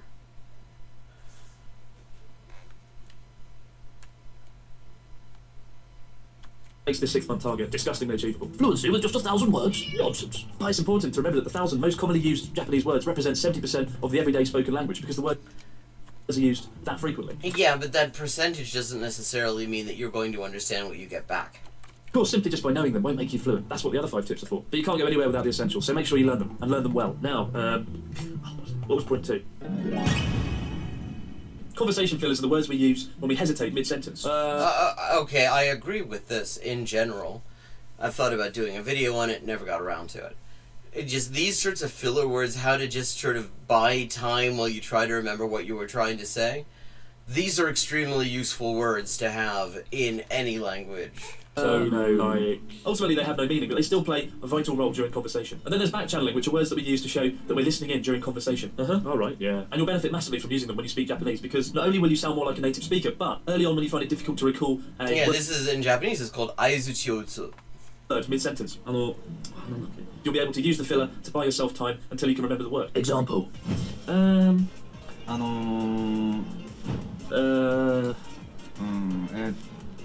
Also, it's not just for longer pauses. Etto is considered somewhat more casual than ano.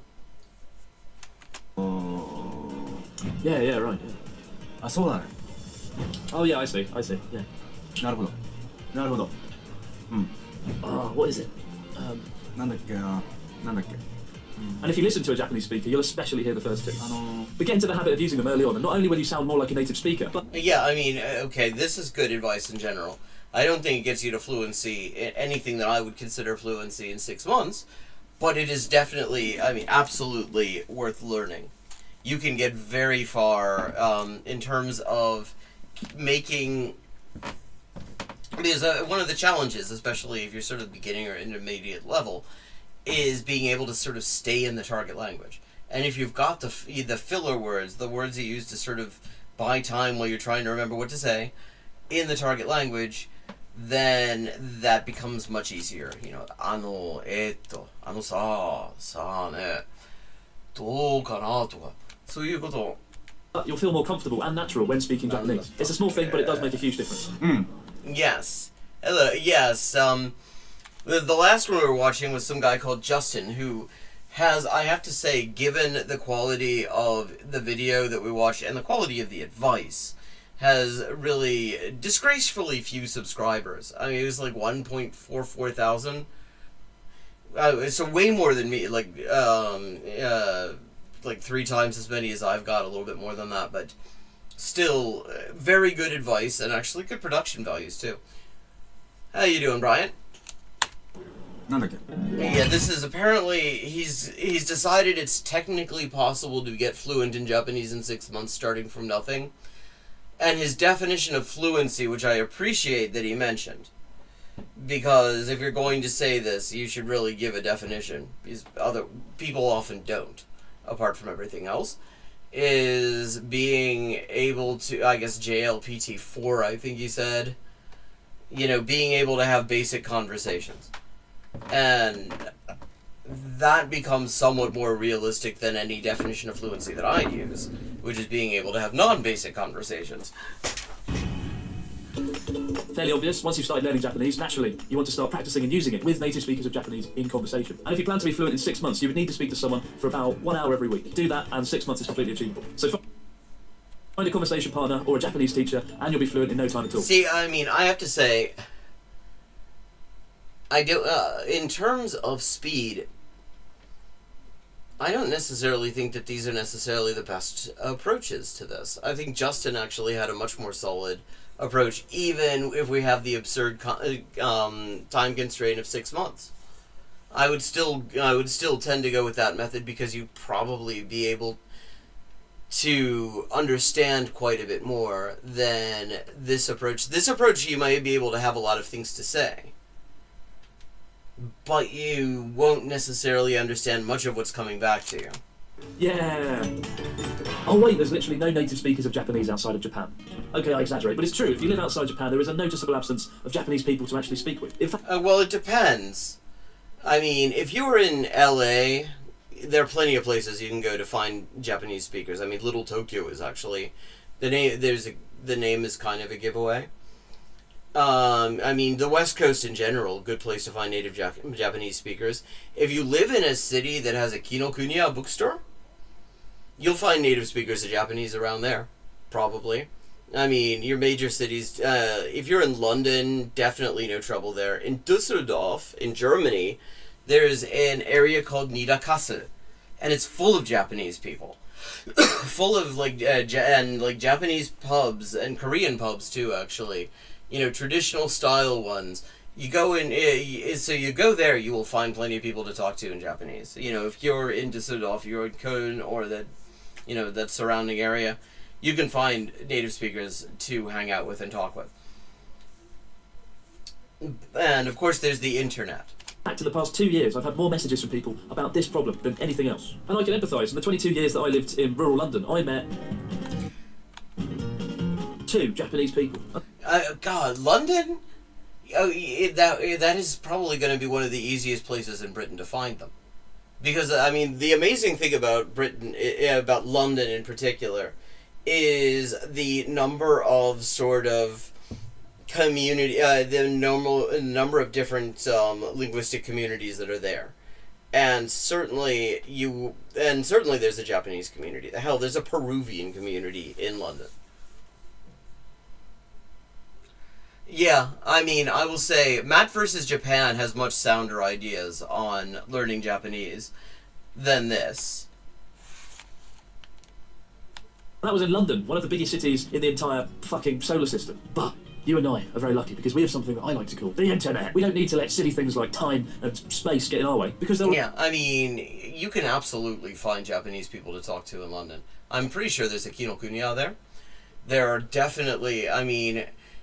definitely a Japanese community because it's just, I mean, there's an everything community in London.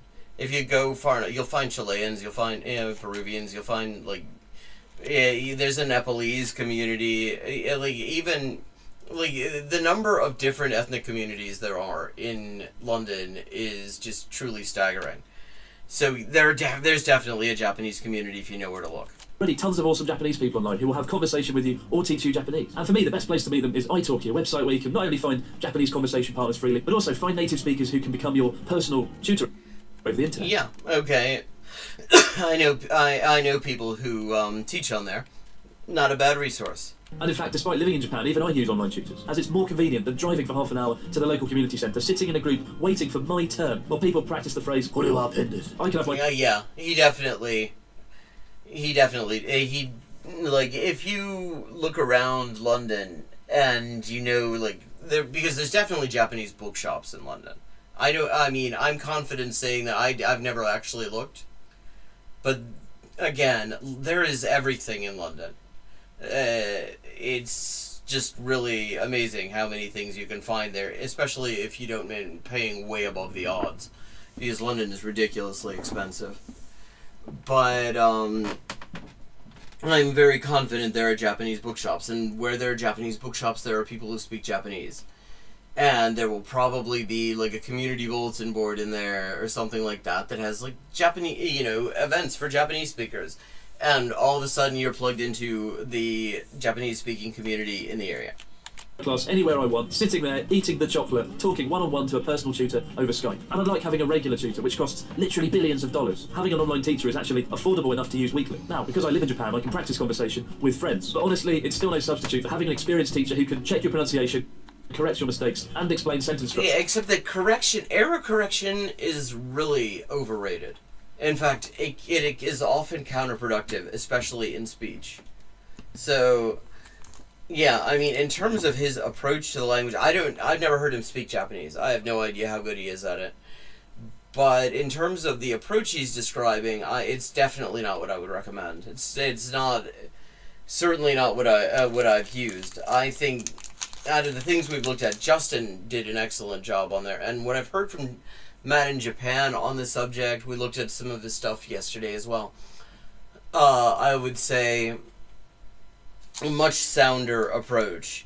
But he's also describing just an absolutely ridiculous task, getting fluent in 6 months. Just to literally make no which sense. he's acknowledged So is a already here, ridiculous but it turns task. out it's more convenient, more flexible, and actually affordable. Unlike the chocolate, which feels like the posh kid standing in the corner of the room, boastfully claiming that it comes from bean to bar. Bean to bar. Bean to bar とはカカオ豆からチョコレートに仕上げるまでの様々な工程でこだわり抜いてチョコレート。Oh, this is top level marketing bullshit. 明治はカカオとに向き合い、新しい美味しさを探求し続けています。They're looking for new delicious. They're searching out new deliciousness. Bean to bar, look at that, bean to bar. What, unlike normal chocolate, which merely goes from bean to disillusionment? You bastard. So definitely check out iTalk at the link below, and if you do, having messaged the guys there, they were kind enough to donate vouchers to anyone watching this video. 補修庫、yeah. Yeah, that is also handy. I mean, that's the thing. If there's if you're living in a large city, you almost certainly will find there will probably be a Japanese community someplace. If it's in the west coast of the U.S. or Canada, definitely.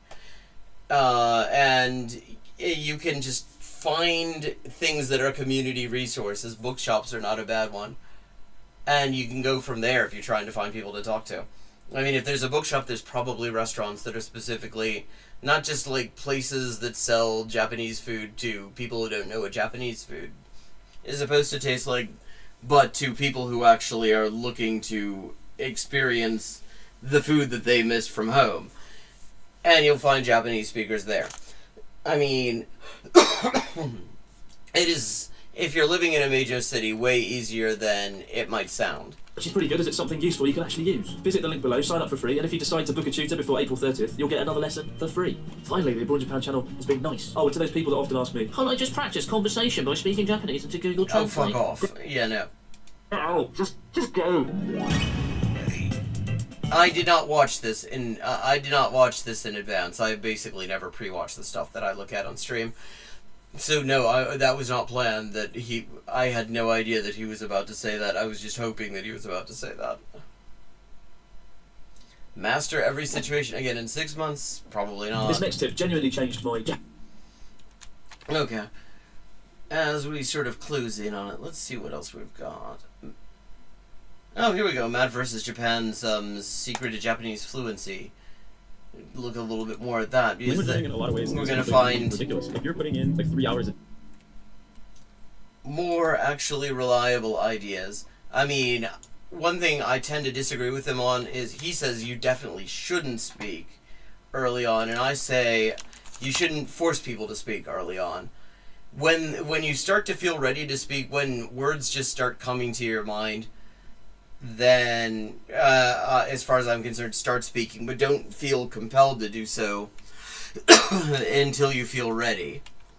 Any other hobby, that would be the same level of dedication, right? In language learning, that's kind of the minimum. Japanese is so hard, and I kind of gained this reputation as one of the best Japanese-speaking Westerners. A lot of people, I think, never even realize this. Learning is what you do in school, when you consciously memorize what words mean, and then there's this other... Well, I mean, if your school actually uses effective methods to teach languages, acquisition should be something you do in school. Process called language acquisition. A lot of people have an assumption. In fact, this is the difference between the state of the Irish language in Ireland and the state of the Welsh language in Wales. Because if you look at the way Irish is mostly taught in Ireland, it's mostly taught the way we teach foreign languages, which is to say really badly. If you look at the places where Irish thrives, of which there really are sadly very few, criminally few, one of the real outliers is a part of West Belfast called the Gaeltacht Quarter, where they do the thing that where there's a lot of Irish medium education, where they actually just teach the subject in Irish, which is basically what they do in Wales and has been highly effective in bringing back the language. So if you're lucky and you have sound language acquisition approaches being implemented where you're at school, then you will be acquiring. And that if they learn something and then they just apply it over and over and over, they just understand. That's not how it works. Learning and acquisition are totally separate. Learning never leads to acquisition. Yeah, not in itself. Hey there, and thank you for tuning in. We're excited to bring you another great conversation today. If you like the show, another channel I'm not familiar with. You want to support us, please hit the subscribe button so we can keep bringing you great content week after week. And if you're feeling extra generous, give this video a like and share your thoughts and comments down below. Thank you so much. And now, let's get into it.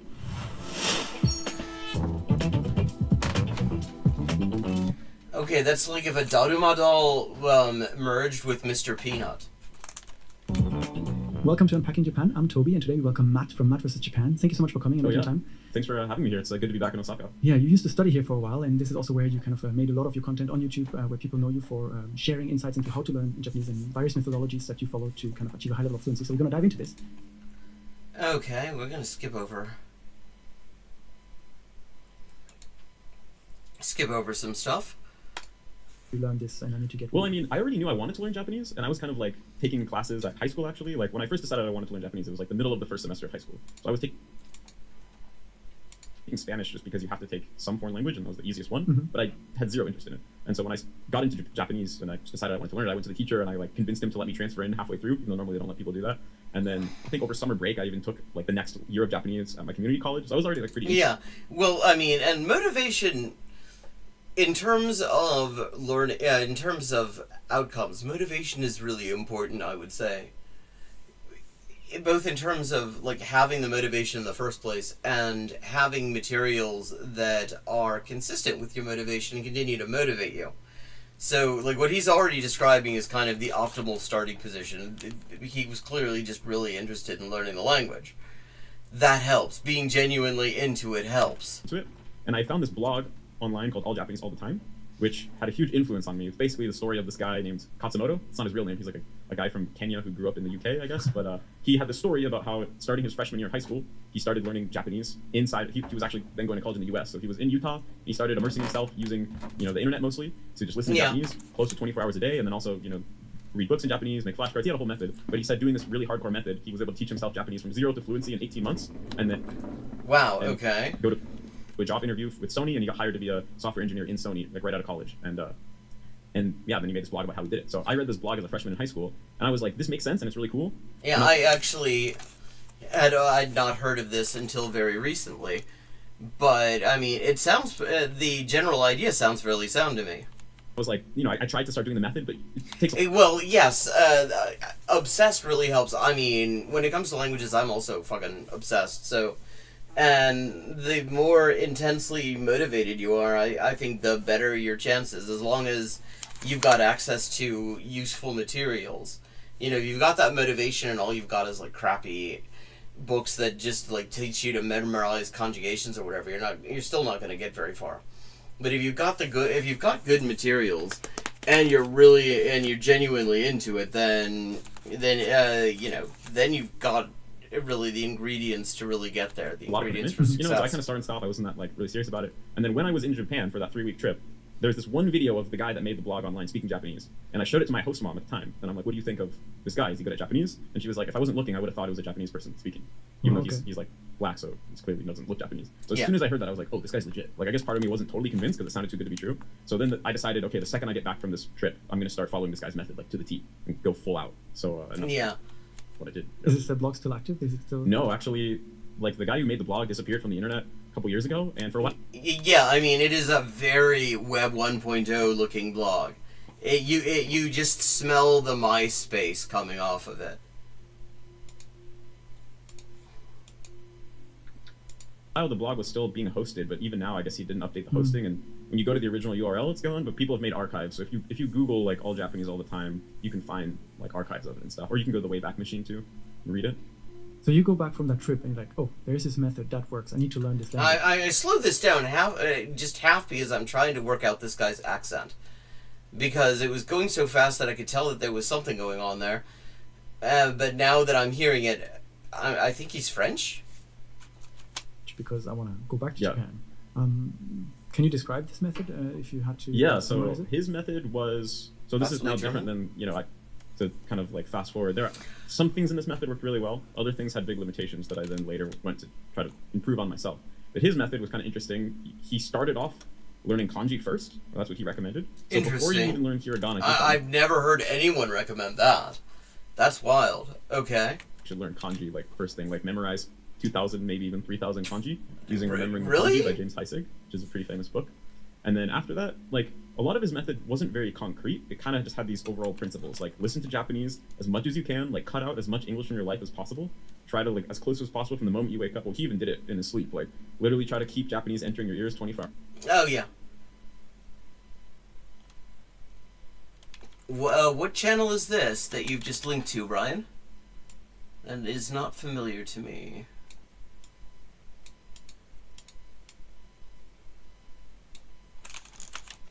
Have a look.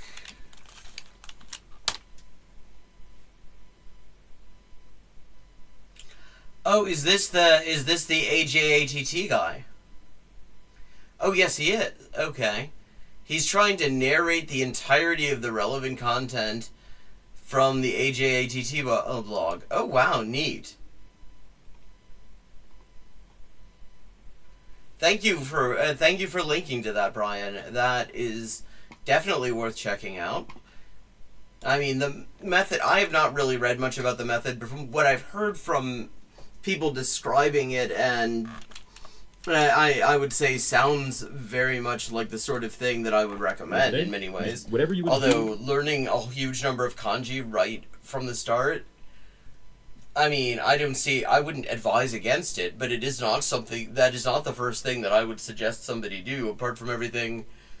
That's a whole lot of information that you can't necessarily do a whole lot with in the beginning. Normally, just do it in Japanese. If you're gonna watch a movie, watch a Japanese movie. If you're gonna learn about it. Or watch a movie that isn't necessarily Japanese but has Japanese dubbing. That can be good. Like there's lots of stuff on Netflix that you can watch in Japanese dubbing, and the dubbing is decent quality. Sometimes you can even find in the subtitles Japanese CC, and that CC is important because that's closed captioning, and it will be the same. That means that it will be the same as the dubbing. If it just says Japanese, it may be completely different translation, and two translators translating the exact same thing can end up translating things radically differently. The meaning will be similar, but you will not be what you're hearing. But if it says Japanese CC, it will actually be the words that you're hearing, which makes it way easier in a lot of ways. Learn about it in Japanese and just replace everything in your life with Japanese, and then also make flashcards in using Anki or a similar program to learn all the vocab. I will say I never made flashcards, but what I would do sometimes is just idly, if I was not particularly thinking about anything, I would just sort of write down stuff. Write down random things that I remembered from hearing from watching videos of the X-Files and stuff. And then focus on input and building up your understanding, and then output and being able to speak and write will kind of come naturally as you learn to just imitate everything that you're coming. So it had a big emphasis on input rather than output. Yes. That's an interesting methodology, because I've had a conversation about this also with my wife, who's Japanese. But if you watch a movie in Japanese and you don't understand some of the words, if you don't make an effort to translate them, how do you kind of pick it up? Because the movies... Well, I mean, the question is, you don't understand some of the words, but can you make sense out of the overall meaning? Like, if you don't understand some of the words, but you understand the basic idea that the person's trying to get across, then, I mean, you're in language acquisition territory. That is exactly where language acquisition comes from, in fact. Once and you move on. It's not like something you kind of watch on repeat, and the second time or third time you kind of get it. So, to what extent does this input actually help, and where's the limitation to it? Like, okay, you actually need to make an effort now to... Yeah, well, I mean, a lot of those things, those kind of blanks, the original guy didn't fill in, so I was kind of, taking those principles and then filling in all the blanks myself. But what I did at the beginning was... Which is not a bad idea, because what matters really are broad principles, and there is going to be a difference in application from person to person, because the most optimal input that you can get in whatever language is going to be input in that target language that you're also just inherently interested in. The more you actually are just interested in the stuff that you're watching and listening to and whatever in your target language, the easier it's going to be to stick with it, the more you're going to be focused on it because you actually care about it. The less you actually give a shit about the content of the things that you're focusing on and, you know, using to get input, the harder it's going to be to concentrate, the more you're going to be just trying to get it over with, and the less you're going to get out of it. So on a certain level, having broad statements of principle followed by a lot of personal adaptation is really, I think, a good general way to approach this. Very beginning, I would watch with Japanese subtitles a lot, and then that way you can look up the words pretty easily, right? Because they're right there in the subtitles. Yes, okay, this is like, okay, the exact sort of thing that I would recommend, especially if it is the CC, and so the subtitles and the dubbing are the same. No, and then I'd make flashcards in Anki to memorize those words, and then I'd also, then after I would watch it actively once, kind of looking things up, I'd take the audio and then put it on my iPod, because it was before I had a smartphone back in the day, and I'd just listen to it all the time, like, I used to do this thing where I'd have this iPod just for Japanese opera. Like, I mean, instead of flashcards, what I would do when I was doing my, when I was doing a lot of my formative Japanese viewing, I had this boring-ass job doing, phone surveys, and I had a lot of downtime, and I had the scratch sheet, and I was watching, at the time, over and over and over again, these Japanese dubs of the X-Files. And so I would just be sitting there, to the extent that I can actually, I remember entire scenes from these X-Files episodes in Japanese, even now, and it's been probably more than 20 years since I last watched them. And so I would just sit there, writing down what I heard as I kind of realized what each of the words were. So it would be like phrases like, よからぬ男としでかす、駆け落ちでもしでかすだろうと思っていたよ, or something like that. That I would just write it down because I was like, okay, that's what he was saying. That's where, realizing,よからぬ, that's then sort of an archaic way of saying yokunai and stuff like that. And as I was making sense out of it, I would just sort of scratch it down on my pad just to have something to do, and that is just gradually how I develop listening ability, really, when I get down to it. Audio and a lot and of new vocabulary. Wireless headphones, so I just have these earbuds. I still have and those. I mean, now they're in Japan. They're like coming back into fashion now. Yeah. It's like a retro fashion trend. But yeah, I'd like string them through my shirt and have them hanging out of the top of my shirt like this, and I wouldn't even pause it, because iPods had like crazy battery back then, right? So I would just keep it playing 24 hours a day, pretty much. And whenever I had even like 10 seconds, I would put one of the headphones in and like listen to Japanese. But because what I was listening, Yeah, that is true. The old iPods, the batteries would last forever. I mean, that is one of the many examples of just how Apple has deliberately made their products worse to make people have to buy them over and over again. Yeah, I mean, it was better than making flashcards because I wasn't even trying to English it. Once I actually understood once I recognized what the Japanese words were that I heard, I understood what it meant. It was just noticing, it was just working out what all these phrases were. Yeah, I mean, flashcards have never interested me, and I think Anki, it does not seem like something that I would spend money on, personally. Just having a scratch pad and writing stuff down idly as it comes to mind, I would say is way more effective. Because often if you're really paying attention to the input that you're using, then your brain is absorbing it to the extent that it's going to keep sort of chewing it over until even when you're not watching it. And then sometimes it will kind of notice things and be like, よからぬ男、よくない男って意味だな. And then it's like, okay, now I understand the entire point of that sentence, and you just sort of write it in, and then it's just yours. Fucking 30 years later, I still could say I could still rattle off entire dialogues from that. It was mostly things that I'd already watched one time. I could tell, like, oh yeah, I remember roughly what's happening here. This is that scene where the girl was yelling at the guy, or where the guy was doing this thing. So that kind of, it wasn't just like random noise, right? I still had some idea what they were saying, and I could try to pick out the words that I knew. But at the beginning, I was probably understanding like 5%, and basically I just went from 5% to 6% to 7%, and just slowly built up. And a lot of what got me through it was just the belief I had in this method, because I just remembered, like, well, hey, this is apparently what that guy did, and he got really, really good really quickly. So yeah, see, I did not have that.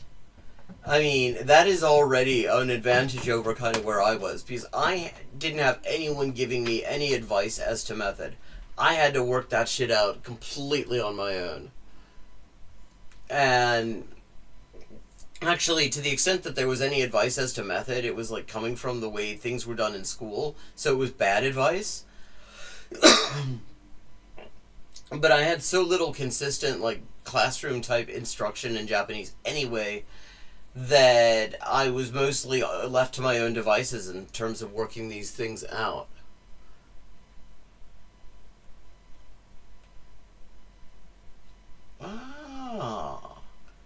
Completely unrelated to what's going on stream. Now I'm gonna have to. I just figured something completely unrelated out. But okay. So what time is it? Oh, it's okay. It is time to wrap up. Actually, thank you to everyone who joined in. I hope you enjoyed the stream, and if you enjoyed the stream and you would like to keep in touch in between streams, let me give you the Discord link. In a second. Where is it? Invite to channel. There we go. Yeah. Come on. There we go. And I will be back on